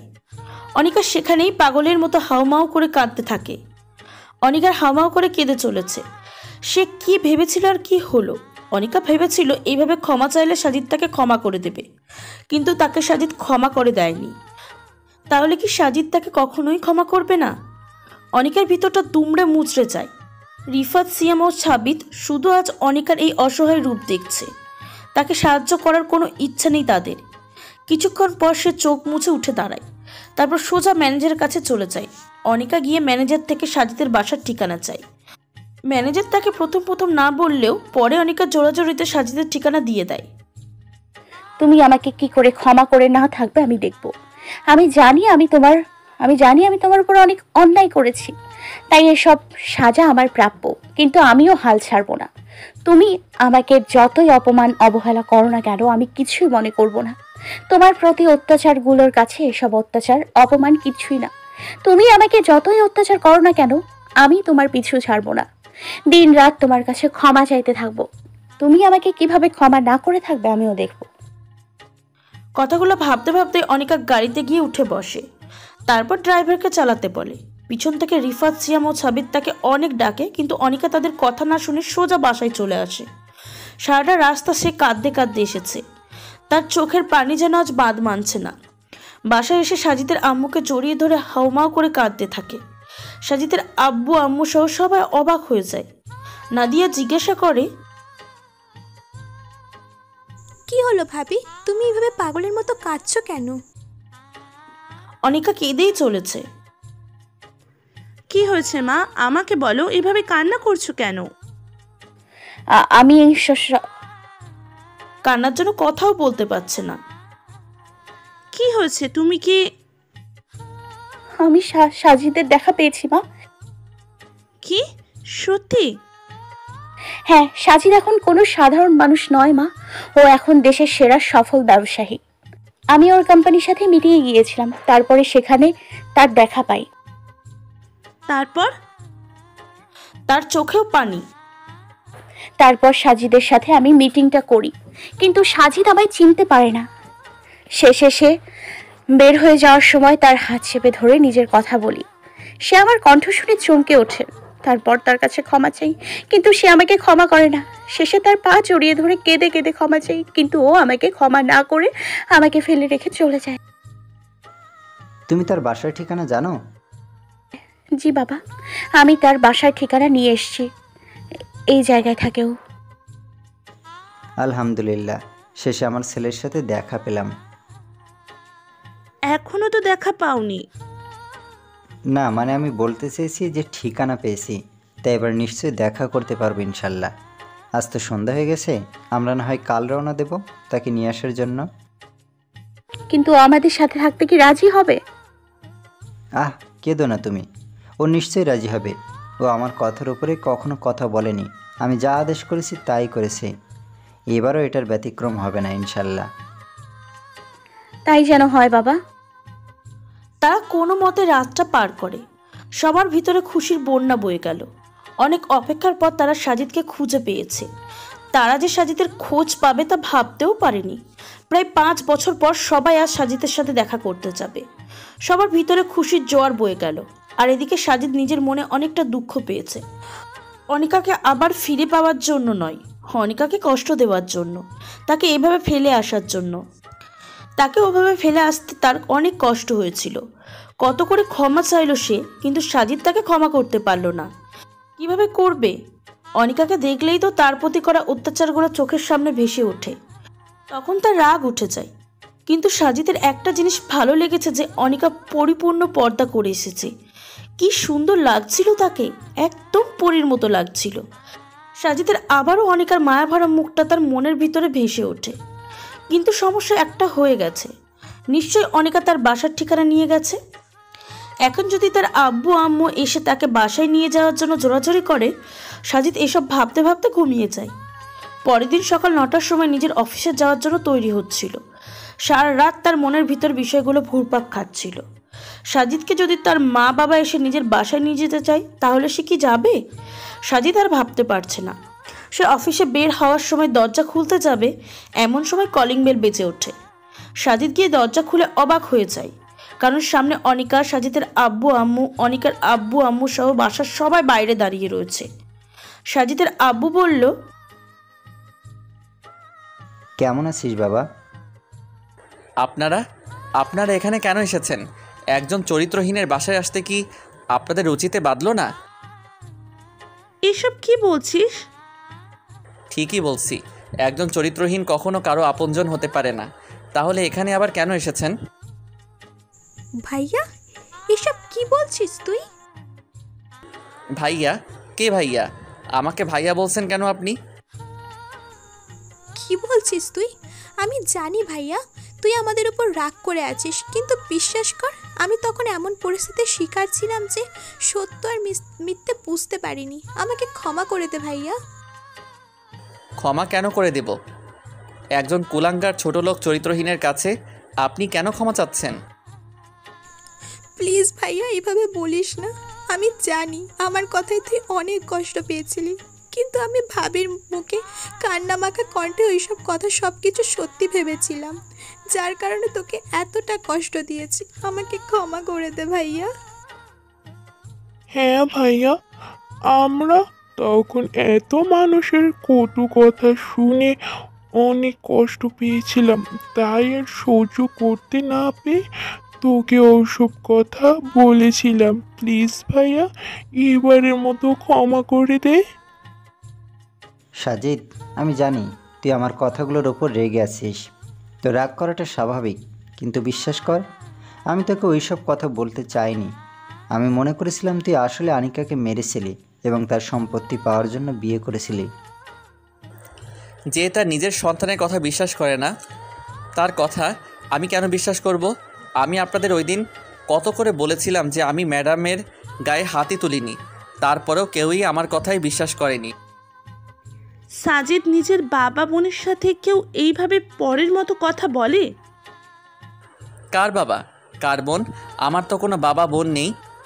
যেই বোনগুলোর চোখে জল আসার আগে সব কিছু এনে দিতাম, সেই বোনগুলোরই নাকি আমাকে ভাই বলতে ঘৃণা লাগে, বলে আমি নাকি কুলাঙ্গার চরিত্রহীন। আবার সেই বোনই আমাকে নিজের বোন বলে পরিচয় দিতে বারণ করে। আর বাবার কষ্ট হবে দেখে দিনের পর দিন শত অপমান অত্যাচারের পরেও রোজগার করে এনে দিতাম। আর সেই বাবাই কিনা আমাকে বলে ছোট থাকতে মেরে ফেললে ভালো হতো। তারা আমার বাবা বোন কি? তারা আমার বাবা বোন কি করে হয়? ভাইয়া আমি জানি আমি যা করেছি তুই তার জন্য আমার উপর অনেক রেগে আছিস, কিন্তু বিশ্বাস কর আমি ইচ্ছে করে ওইসব বলতে চাইনি। ভাবির মা বাবা সহ সবাই আমার বাবা মাকে অনেক খারাপ কথা বলেছে, সেগুলো শুনে আমার কষ্ট হয়েছে অনেক, তাই রাগের মাথায় ওইসব বলে ফেলেছি তোকে। সাজিদ এখনো কোনো কথা বলছে না, তাই দেখে নাদিয়া এবং নূর একসাথে সাজিদকে জড়িয়ে কাঁদতে থাকে। কাঁদতে কাঁদতেই বলে, দয়া করে আমাকে ক্ষমা করে দে, আমি আর কখনো তোকে কিচ্ছু বলবো না। জানিস তুই যখন নিখোঁজ ছিলি তখন আমি প্রতি রাত তোর কথা ভেবে কান্না করতাম। আমি আর তোকে ছাড়া থাকতে পারবো না, তুই আর আমাদের ওপর রাগ করে থাকিস না। ভাইয়া, এত বছর পর তোর সাথে দেখা হয়েছে, আমাদের দয়া করে ফিরিয়ে দিস না। আমরা আর তোকে কখনো না জেনে কিছুই বলবো না, আমাদের দয়া করে ক্ষমা করে দে। সাজিদ, আমি জানি তুই আমাদের উপর রাগ করে আছিস, কিন্তু হঠাৎ করে তুই ফাইলটা নিয়ে কোথায় হারিয়ে গেলি, তারপর তোর কাছে এত টাকা কোথা থেকে আসলো তা দেখে আনিকার আব্বু যা বলেছিল তাই বিশ্বাস করে নিয়েছি। আমি বাবা হয়ে তোর কাছে হাত জোড় করে ক্ষমা চাচ্ছি, তুই আমাকে ক্ষমা করে দে আর আমার উপর রাগ করে থাকিস না। বাবা, তুমি এসব কি করছো? ছেলের সামনে কি কেউ হাত জোর করে ক্ষমা চায়? এতে তো আমার গুনাহ হবে। তুমি হাত নামাও। তোমাদের তিনজনের আমার উপর অভিমান ছিল ঠিক, কারণ তোমরা কেউই আমার কোনো কথাই বিশ্বাস করনি, উল্টো অন্য কারো কথা বিশ্বাস করে আমাকে অনেক কিছু বলেছ। ভাইয়া এবারের মতো আমাকে মাফ করে দাও প্লিজ, আমরা আর কখনো তোমায় অবিশ্বাস করব না। হয়েছে পিচ্ছি, আর কান্না করতে হবে না। আমি তো তোকে সেই দিনই ক্ষমা করে দিয়েছিলাম। সাজিদ, আমাদেরকে ক্ষমা করে দাও। আনিকার কথা শুনে তোমাকে আর তোমার মা বাবাকে যা নয় তাই বলে অপমান করেছি। আসলে আমি জানতাম না আমাদের মেয়ে আমাদের বিশ্বাস নিয়ে এত বড় একটা খেলা খেলবে। আমরা যা করেছি তার জন্য খুবই লজ্জিত। তুমি আমাদের ক্ষমা করে দাও। এই আপনারা কি করছেন? হাত নামান। আপনারা আমার গুরুজন, আর আমি তো আপনাদের ছেলের মতোই। ছেলের কাছে কি কখনো তার মা বাবা ক্ষমা চায়? তাই আমার কাছে ক্ষমা চাইতে হবে না। আর আপনারা সবাই বাইরে দাঁড়িয়ে আছেন কেন? ভিতরে এসে বসুন। এই বলে সাজিদ ভিতরে চলে গেল। সবাই ভিতরে আসলো, এখন সবার মুখেই হাসি। তাহলে শেষমেশ সাজিদের রাগ ভাঙানো গিয়েছে। সবাই মনে মনে আল্লাহর শুকরিয়া জ্ঞাপন করলো। ঠিক এমন সময় অনিকা বলে ওঠে, সাজিদ তুমি সবাইকে তো ক্ষমা করে দিয়েছো, এবার আমাকেও ক্ষমা করে দাও প্লিজ। সাজিদ প্লিজ, দয়া করে আমার উপর আর রাগ করে থেকো না। তোমার অবহেলা আমি সহ্য করতে পারবো না। আমায় ক্ষমা করে দাও, প্রয়োজনে আমাকে শাস্তি দাও, তবু আমাকে ক্ষমা করে দাও। আম্মু আব্বু দয়া করে এই মেয়ের এইসব ন্যাকামো বন্ধ করতে বলো। আমার এইসব সহ্য হচ্ছে না, আমার কিন্তু রাগ উঠে যাচ্ছে। সবাই তখন অনিকাকে শান্ত রাখার চেষ্টা করে। নাদিয়া বলে উঠল, ভাইয়া তুমি এত বছর কোথায় ছিলে, আর তোমার এত বড় গাড়ি বাড়ি এগুলো কিভাবে আসলো? হ্যাঁ রে, কোথায় ছিলে এতদিন? আর এত বড়লোকই বা হলে কী করে? সাজিদ মুচকি হাসল, তারপর বলল, সবই আল্লাহর দয়া। সেটা তো জানি, তো কিভাবে এসব হলো তা একটু আমাদের বল। বলবো সবই বলবো। তার আগে তোমরা বলো, তোমরা কি নাস্তা করে এসেছো? না, ভোরেই রওনা দিয়েছি আমরা, তাই তেমন কিছু খাইনি। আচ্ছা ঠিক আছে, এবার চলো তোমাদেরকে আমি নাস্তা করাবো, তাও আবার নিজের রেস্টুরেন্টে। ইচ্ছে মতো তোমাদের খাওয়াবো। কি, তোর রেস্টুরেন্টও আছে? হ্যাঁ তোমরা চলো, সবই তোমাদের খুলে বলবো। আমরা কিভাবে যাব? আমি সবার সামনে পর্দা নষ্ট করে খেতে পারবো না। ওইসব নিয়ে আপনার চিন্তা করতে হবে না, সেখানে সিঙ্গেল বড়সড় অনেকগুলো কেবিন আছে, ওইখানেই খাবেন, তখন পর্দা নষ্ট হবে না। কিন্তু ওয়েটার যদি একজন পুরুষ হয়? না, আমি একজন মহিলা ওয়েটার দিয়েই আপনাদের সার্ভ করাবো। তখন কেউ আর আপত্তি করলো না। সবাই গাড়ি দিয়ে রেস্টুরেন্টের উদ্দেশ্যে রওনা দিল। কিছুক্ষণ পর তারা রেস্টুরেন্টে এসে পৌঁছালো। গাড়ি থেকে নেমেই সবার চোখ কপালে, এত বড় একটা রেস্টুরেন্ট। উপরে 5 স্টার দেখে তারা বুঝতে পারলো এটা একটা 5 স্টার রেস্টুরেন্ট। তারা সবাই ভিতরে প্রবেশ করলো, তারপর সোজা এই কেবিনটাতে চলে গেল। কেবিনটাও অনেক সুন্দর, বড় লম্বা একটা টেবিল, সারি সারি চেয়ার, অনেকটা সুন্দর লাগছে। বাইরে বাগানের মধ্যে ফুল ফুটেছে, বাইরের আলো গ্লাস দিয়ে ভিতরে প্রবেশ করছে, সাথে এয়ার কন্ডিশনার। তারা যেন অন্য এক জগতে এসে পড়েছে। তাদের ভাবতেই অবাক লাগছে যে এটা সাজিদের রেস্টুরেন্ট। সবাই এদিক ওদিক তাকাতে তাকাতে চেয়ারে বসলো। কিছুক্ষণ পর দুজন মহিলা ওয়েটার এসে খাবারগুলো সার্ভ করে দিল। কি দামি দামি খাবার! সবাই তৃপ্তি নিয়ে খাওয়া দাওয়া শেষ করলো। খাওয়ার পরে সাজিদের আব্বু সাজিদকে একটা কথা বলে, যার কারণে সাজিদের মন আবারও খারাপ হয়ে যায়। রেস্টুরেন্টের সবাই খুবই তৃপ্তি নিয়ে নিজেদের খাবার শেষ করলো, যেখানে অনিকা ছাড়া প্রায় সবাই অনেকটাই অবাক রয়েছে। কারোর যেন এই ঘটনা জানার জন্য তর সইছে না। সাজিদের আব্বু সাজিদকে ডাক দিলেন। সাজিদ? জি আব্বু, আমাকে ডেকেছিলে? হ্যাঁ ডেকেছিলাম। এত ছোটাছুটি করছিস কেন? একটু কি আমাদেরকে সময় দিবি না? না বাবা, ব্যাপারটা তা নয়, একটু ম্যানেজারের কাছে গিয়েছিলাম হিসাবগুলো দেখার জন্য, এই আর কি। আচ্ছা ঠিক আছে, এখানে বস। সাজিদ মুচকি হেসে বসলো। সাজিদের আব্বু জিজ্ঞাসা করলো, এবার আমাদের সবাইকে সবটা খুলে বল দেখি, তুই সেখান থেকে আসার পর কি করেছিস? এত বড় লোক কিভাবে হলি? সাজিদ মুচকি হেসে সবকিছু একদম শুরু থেকে খুলে বলল। সেখানে থাকা সকলে অবাক হয়ে গেল। সাজিদের আব্বু সবটা শুনে মন খারাপ করে বললেন, এত কিছু করে ফেলেছিস, অথচ একবার আমাদের ফোন করে জানাতে পারিসনি? আমার মনের কোণে অনেক অভিমান জমা হয়ে গিয়েছিল, তাই আর জানানোর প্রয়োজন মনে করিনি। ভালোই তো, তোর এই অভিমানের কারণে তোর আব্বুর 2 বার হার্ট অ্যাটাক হয়েছে। একবারে মেরে ফেলেই নিজের অভিমানটা ভাঙতি। কি, তোমার 2 বার হার্ট অ্যাটাক হয়েছে?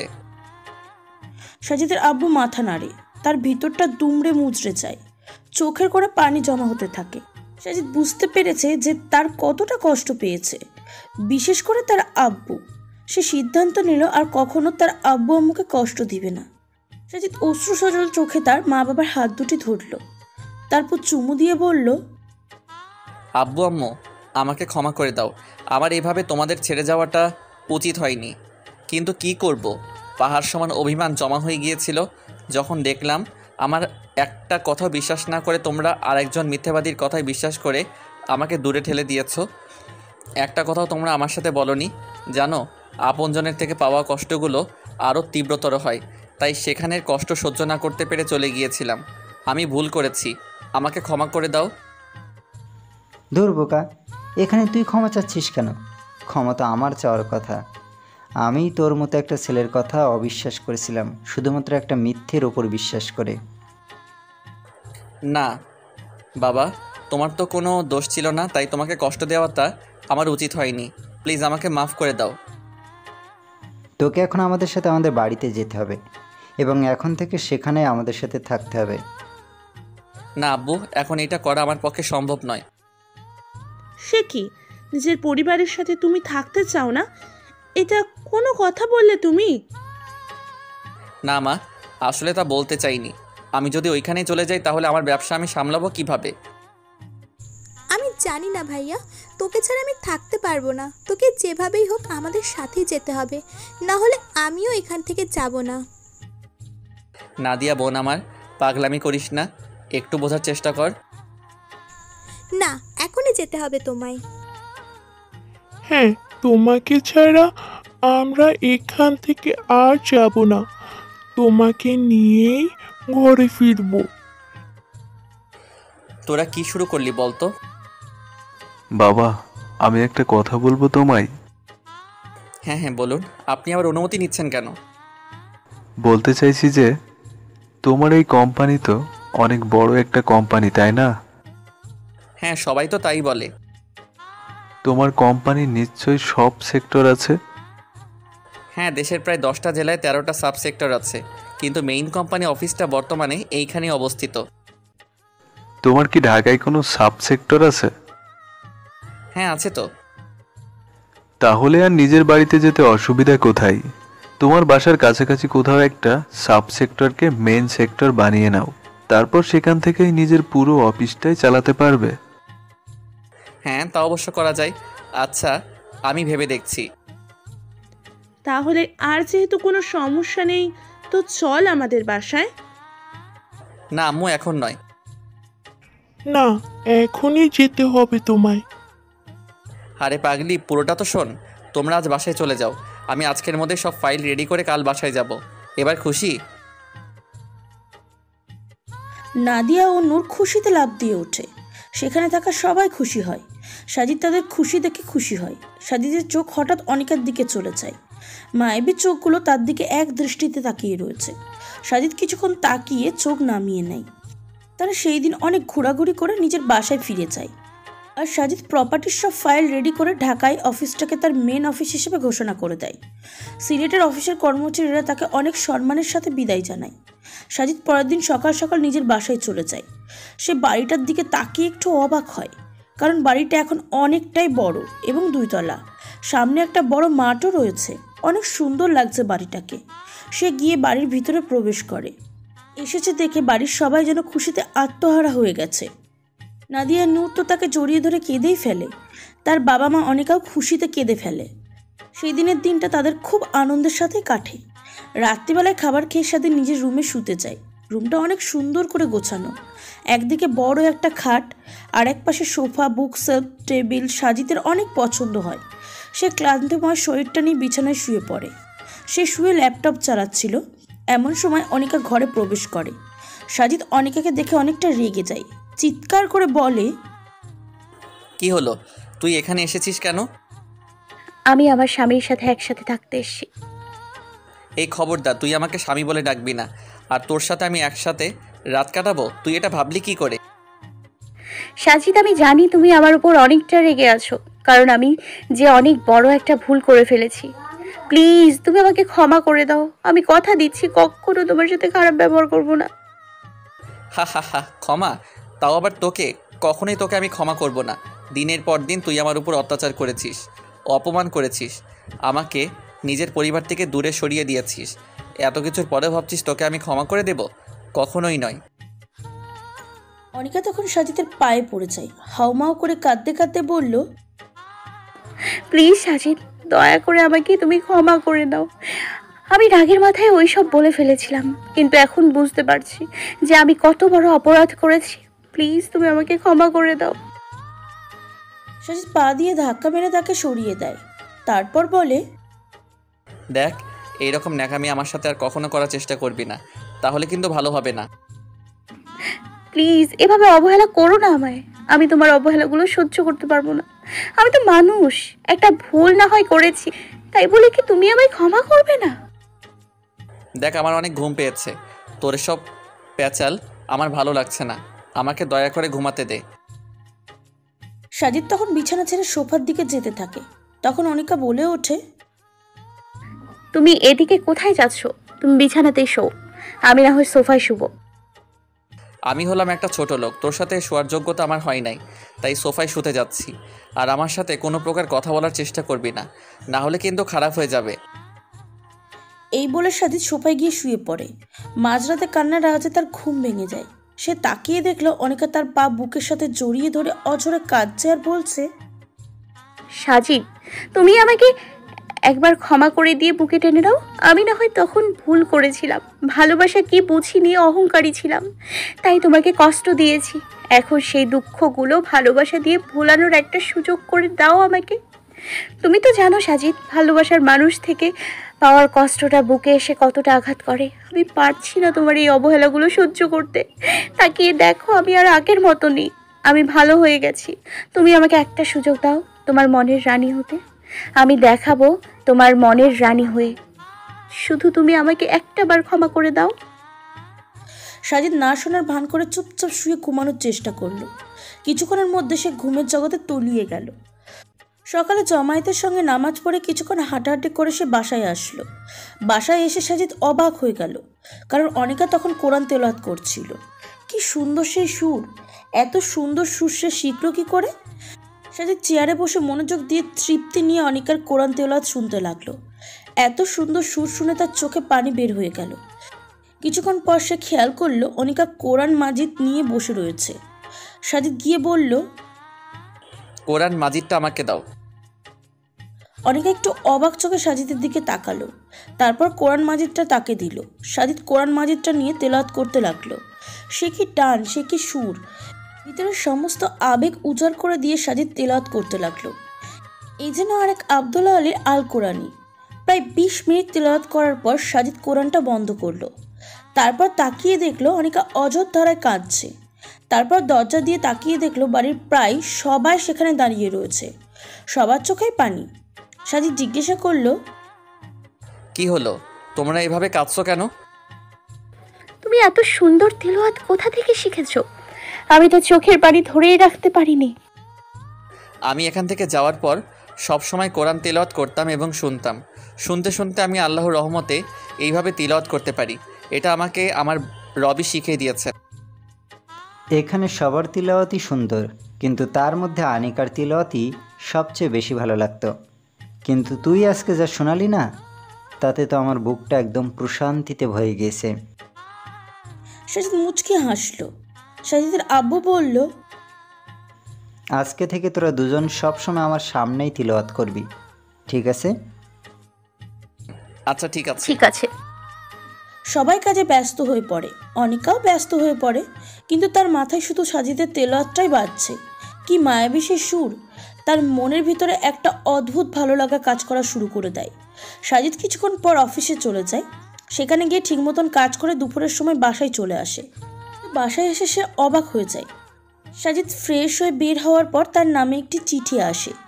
সে চিঠিটা খুলে অবাকের চরম সীমানায় পৌঁছে গেল, কারণ চিঠিতে ছিল অনিকার সব সম্পত্তির কাগজ, যা তার নামে করে দেওয়া। সাজিদ কিছুক্ষণ অবাক হয়ে তাকিয়ে থেকে ছুটে অনিকার কাছে যায়। তারপর বলে, এইসব কি? কোন সব? এই যে তোমাদের সব বাড়ি গাড়ি সম্পত্তি আমার নামে দিয়েছো, এর মানে কি? দেখতেই তো পারছো, তাহলে আর জিজ্ঞাসা করার কি আছে? কিন্তু এইসব আমার নামে করা কেন? কারণ এইসব টাকা পয়সার সম্পত্তি আমার আর ভালো লাগছে না, তাই এইসব থেকে মুক্তি চাচ্ছি। তাই বলে এইসব আমার নামে করে দেবে? আমার মা বাবা ছাড়া আর কেউ নেই, আর আমিও যেহেতু এইসব আমার কাছে রাখতে চাই না, সেহেতু জামাই হিসেবে সব তো তুমিই পাবে, তাই না?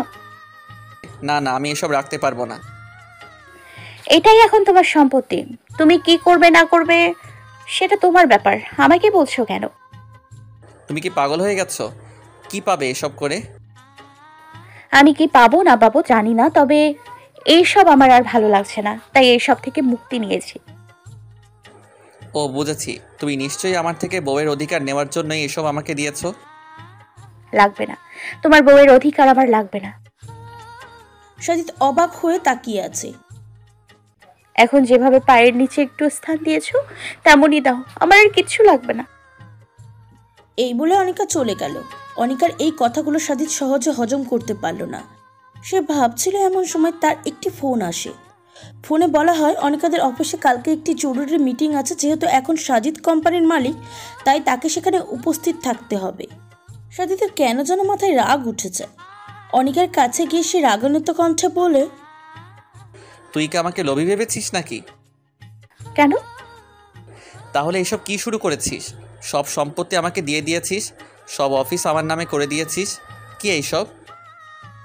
আমি তো আগেই বললাম এসব আমার ভালো লাগে না। তাই বলে এসব ঝামেলা তুই আমার ঘাড়ে চাপিয়ে দিবি? দেখো, আমার এইসব করার কোনো ইচ্ছে নেই।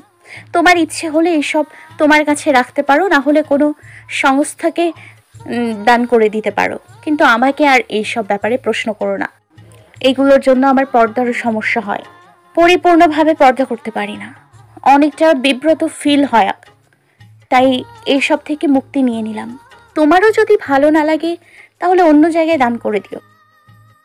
এই বলে অনিকা আবারও কাজে ব্যস্ত হয়ে পড়ল। অনিকা এত কোটি কোটি টাকার সম্পত্তি দান করে দিতে বলছে, তা যেন সাজিদের বিশ্বাসই হচ্ছে না। সাজিদ মনে মনে ভাবতে লাগলো, আসলে এই মেয়েটা অনেক চেঞ্জ হয়ে গেছে। আগে ইসলামের কোনো বিধি নিষেধই মানত না, আর এখন পর্দার জন্য সকল সম্পত্তি আমাকে দিয়ে দিয়েছে। আগে ঘরের একটা কাজও করতে পারতো না, এখন ঘরের সমস্ত কাজ একাই করে। কথাবার্তা ব্যবহারেও আর আগের মতো কোনো অহংকার নেই। সাজিদ এসব ভাবতে ভাবতে অনিকার অফিসটাও চালানোর সিদ্ধান্ত নিল। এইভাবে কাটতে লাগলো দিনকাল। সাজিদ বাড়িতে আসার প্রায় 2 মাস হয়ে গেছে, কিন্তু এখনও অনিকা তার মন জয় করতে পারেনি, তার কাছে ক্ষমা চেয়ে নিতে পারেনি। প্রতিদিনই অনিকা তার কাছে ক্ষমা চায়, কিন্তু সাজিদ তার কোনো কথার উত্তর দেয় না। একরকম চুপচাপ হয়ে সে একবার তাকিয়ে সেখান থেকে চলে যায়। বাড়িতে সকলের সাথে ভালো ব্যবহার করলেও অনিকার সাথে সাজিদ কথাই বলে না। অনিকা সাজিদের এই ইগনোরগুলো বিষের মতো মনে হয়। বাড়ির সবাই তাকে ক্ষমা করতে বললেও সাজিদ তাদের কথার কোনো উত্তর দিত না। সাজিদ বাসায় আসলে অনিকার সামনে সব সময় কাজ নিয়ে ব্যস্ত থাকতো, তেমনি আজ সাজিদ ঘরে বসে কাজ করছিল। এমন সময় অনিকা এসে সাজিদের পা শক্ত করে জড়িয়ে ধরে হাউমাউ করে জোরে জোরে কাঁদতে কাঁদতে বলে, সাজিদ, আমায় তুমি মেরে ফেলো সাজিদ, তোমার অবহেলা আমি সহ্য করতে পারছি না, দয়া করে তুমি আমাকে মেরে ফেলো। তোমার অবহেলার যন্ত্রণা থেকে আমার কাছে মৃত্যু যন্ত্রণা সহজ হয়ে যাবে। কি বলছো কি এসব? পাগল হয়ে গেলে নাকি? হ্যাঁ, ঠিকই বলছি। তোমার কাছে আমি অনেকবার ক্ষমা চেয়েছি, কিন্তু তুমি আমায় ক্ষমা করনি। জানি না তুমি আমায় কেন ক্ষমা করছো না। প্লিজ আমায় ক্ষমা করে দাও। আমি তো বললামই যে আমি অহংকারের কারণে তোমার ভালোবাসাটা বুঝতে পারিনি। প্রতিশোধের নেশা আমি অন্ধ ছিলাম, তাই তোমার সাথে ওই রকম আচরণ করতাম। এখন আমি আর আগের মতো নেই। প্লিজ এবারের মতো আমায় ক্ষমা করে দাও। আমি আর কখনো তোমাকে কষ্ট দিব না, সব সময় ভালোবাসবো। প্লিজ হয় আমায় ক্ষমা করে বুকে টেনে নাও, না হয় আমায় বালিশ চাপা দিয়ে মেরে ফেলো। দয়া করো আমার উপর। না আর নয়, আনিকা আমার দ্বারা অনেক কষ্ট পেয়েছে, নিশ্চয়ই ওর শিক্ষা হয়ে গেছে। এখন আর ওকে কষ্ট দেওয়া ঠিক হবে না, ওকে মাফ করে দিয়ে বুকে টেনে নেওয়াই ভালো হবে। কি হলো, কিছু বলছো না যে? আনিকা, আগে তুমি পা ছাড়ো। না, তুমি ক্ষমা না করা পর্যন্ত আমি তোমার পা ছাড়বো না। পা থেকে টেনে বুকে জড়িয়ে ধরে বলল, আরে পাগলি, আমি তোমাকে অনেক আগে ক্ষমা করে দিয়েছি, এখন ক্ষমা চাইতে হবে না। আই এম সো সরি, আমাকে ক্ষমা করে দিও। তোমায় অনেক কষ্ট দিছি, আর কষ্ট দিব না। এখন থেকে শুধুই ভালোবাসবো। কি সত্যি বলছো? হ্যাঁ, সত্যি বলছি। আচ্ছা, তুমি আমাকে যদি আগেই ক্ষমা করে দিতে তাহলে আমাকে এভাবে কষ্ট দিলে কেন? আসলে তোমাকে একটু বুঝিয়ে দিতে চেয়েছিলাম আর কি, যে ভালোবাসার মানুষটা থেকে পাওয়া কষ্ট কতটা মারাত্মক হয়। এখন আমার শিক্ষা হয়ে গেছে, আমি আর কখনো আঘাত করেও কথা বলবো না। আমি সেটা জানি, কারণ আমার এই পাখিটা আগের মতো নেই। এখন আমার পাখিটা একদম স্বর্ণের মতো খাঁটি হয়ে গেছে। হয়েছে হয়েছে, এখন এসে ভালোবাসা দেখাতে। এতদিন তো আমাকে অনেক কষ্ট দিয়েছো। আহা, সরি বললাম তো। সরি বললে কাজ হবে না। তা কি করলে কাজ হবে? এখন নয়, পরে বলবো। এখন দুপুরে খাবার খেতে আসো। শোনো না, আমার না একটা ছোট্ট আনিকা চাই। ফাজিল কোথাকার! বলে অনিকা চলে গেল। আর সাজিদ সেখানে দাঁড়িয়ে হাসতে লাগলো। অনিকাকে সাজিদ ক্ষমা করে দিয়েছে শুনে বাড়ির সবাই অনেক খুশি হলো। অবশেষে তারা একত্র হতে পেরেছে। সাজিদও মনে মনে খুব খুশি। সে তার ভালোবাসার মানুষটাকেই জীবনসঙ্গী হিসাবে পেয়েছে, তা আবার দিনদার হিসাবে। আর অনিকার কথা তো বাদই দিলাম। দুপুরে খাবার শেষে অনিকার রুমে গিয়ে নিজের মাথা আঁচড়াচ্ছিল। এমন সময় তাকে কেউ পিছন থেকে জড়িয়ে ধরল। সে চমকে পিছনে তাকিয়ে দেখল এ আর কেউ না, সাজিদ। অনিকা বিরক্ত সুরে বলল, এভাবে কি কেউ কাউকে হঠাৎ করে জড়িয়ে ধরে? খুব ভয় পেয়ে গিয়েছিলাম। ভয় দেখানোর জন্যই হঠাৎ করে ধরলাম, যাতে তুমি চমকে যাও। কি করছোটা কি? ছাড়ো। ছাড়ার জন্য তো ধরিনি পাখি। এতদিন কোথায় ছিল এই ভালোবাসা? শুধুই তো কষ্ট দিতে। আহা, আবার এক কথা, সরি বললাম তো। আর তোমাকে কষ্ট দিব না, এখন থেকে শুধুই ভালোবাসবো। কখনো ছেড়ে যাবে না তো? না, কখনোই আমার পাখিটাকে আমি ছেড়ে যাব না। আলহামদুলিল্লাহ, আজ আমি অনেক খুশি। এই শোনো না, কি? চলো না আমরা বাসর করে ফেলি। প্রথমে তো আমাদের বাসর হয়ইনি, উল্টো আরও কয়েকটা থাপ্পড়। প্লিজ এগুলো আমাকে বলো না। আচ্ছা বলবো না, কিন্তু তুমি যদি চাও তাহলে। আমি কি মানা করেছি নাকি? ওলে বাবুলে, আমার বাবুটার দেখি লজ্জা অনেক বেশি। লজ্জায় গালগুলো লাল হয়ে গেছে। কি সব বলো না। সাজিদ মুচকি হাসে। সেদিন রাতে হালালভাবে মিলতে হয়ে যায় দুইটি দেহ। ভালোবাসার সাকারে হারিয়ে যায় দুইটি প্রাণ। আজ সত্যিই তাদের জীবনে বসন্ত এসেছে। আজকের পর থেকে শুরু হবে তাদের জীবনের নতুন এক অধ্যায়। 2 বছর পর অনিকা তার সংসার নিয়ে অনেক শান্তিতে আছে। কিছুক্ষণ আগে তাদের পরিবারে নতুন মেহমান এসেছে। হ্যাঁ, তাদের একটি কন্যা সন্তান হয়েছে। তার নাম দিয়েছে সাইমা সুলতানা আনিশা। পুরো পরিবারই তাদের এই নতুন অতিথিকে নিয়ে খুশি। এখনও অনিকা যখন সাজিদের দিকে তাকায় তখন তার ভিতরে কাজ করে সম্মান, ভালোবাসার মায়া। হ্যাঁ, অনিকা এখন সাজিদকে অনেক ভালোবাসে। সাজিদও অনিকাকে অনেক ভালোবাসে এবং তাদের এই ভালোবাসা কখনোই নষ্ট হবে না, কেননা তারা একে অপরকে একমাত্র আল্লাহ তাআলার সন্তুষ্টির জন্যই ভালোবাসে। আর এই ভালোবাসা ততদিন থাকবে যতদিন আল্লাহ তাআলার প্রতি তাদের ঈমান থাকবে। এটাই তো ভালোবাসা, যা জান্নাতে একে অপরের প্রতি থাকবে, যে ভালোবাসার মৃত্যুর পরও শেষ হবার নয়। হ্যাঁ, এটাই হালাল ভালোবাসা, যা আল্লাহর পক্ষ থেকে আসে।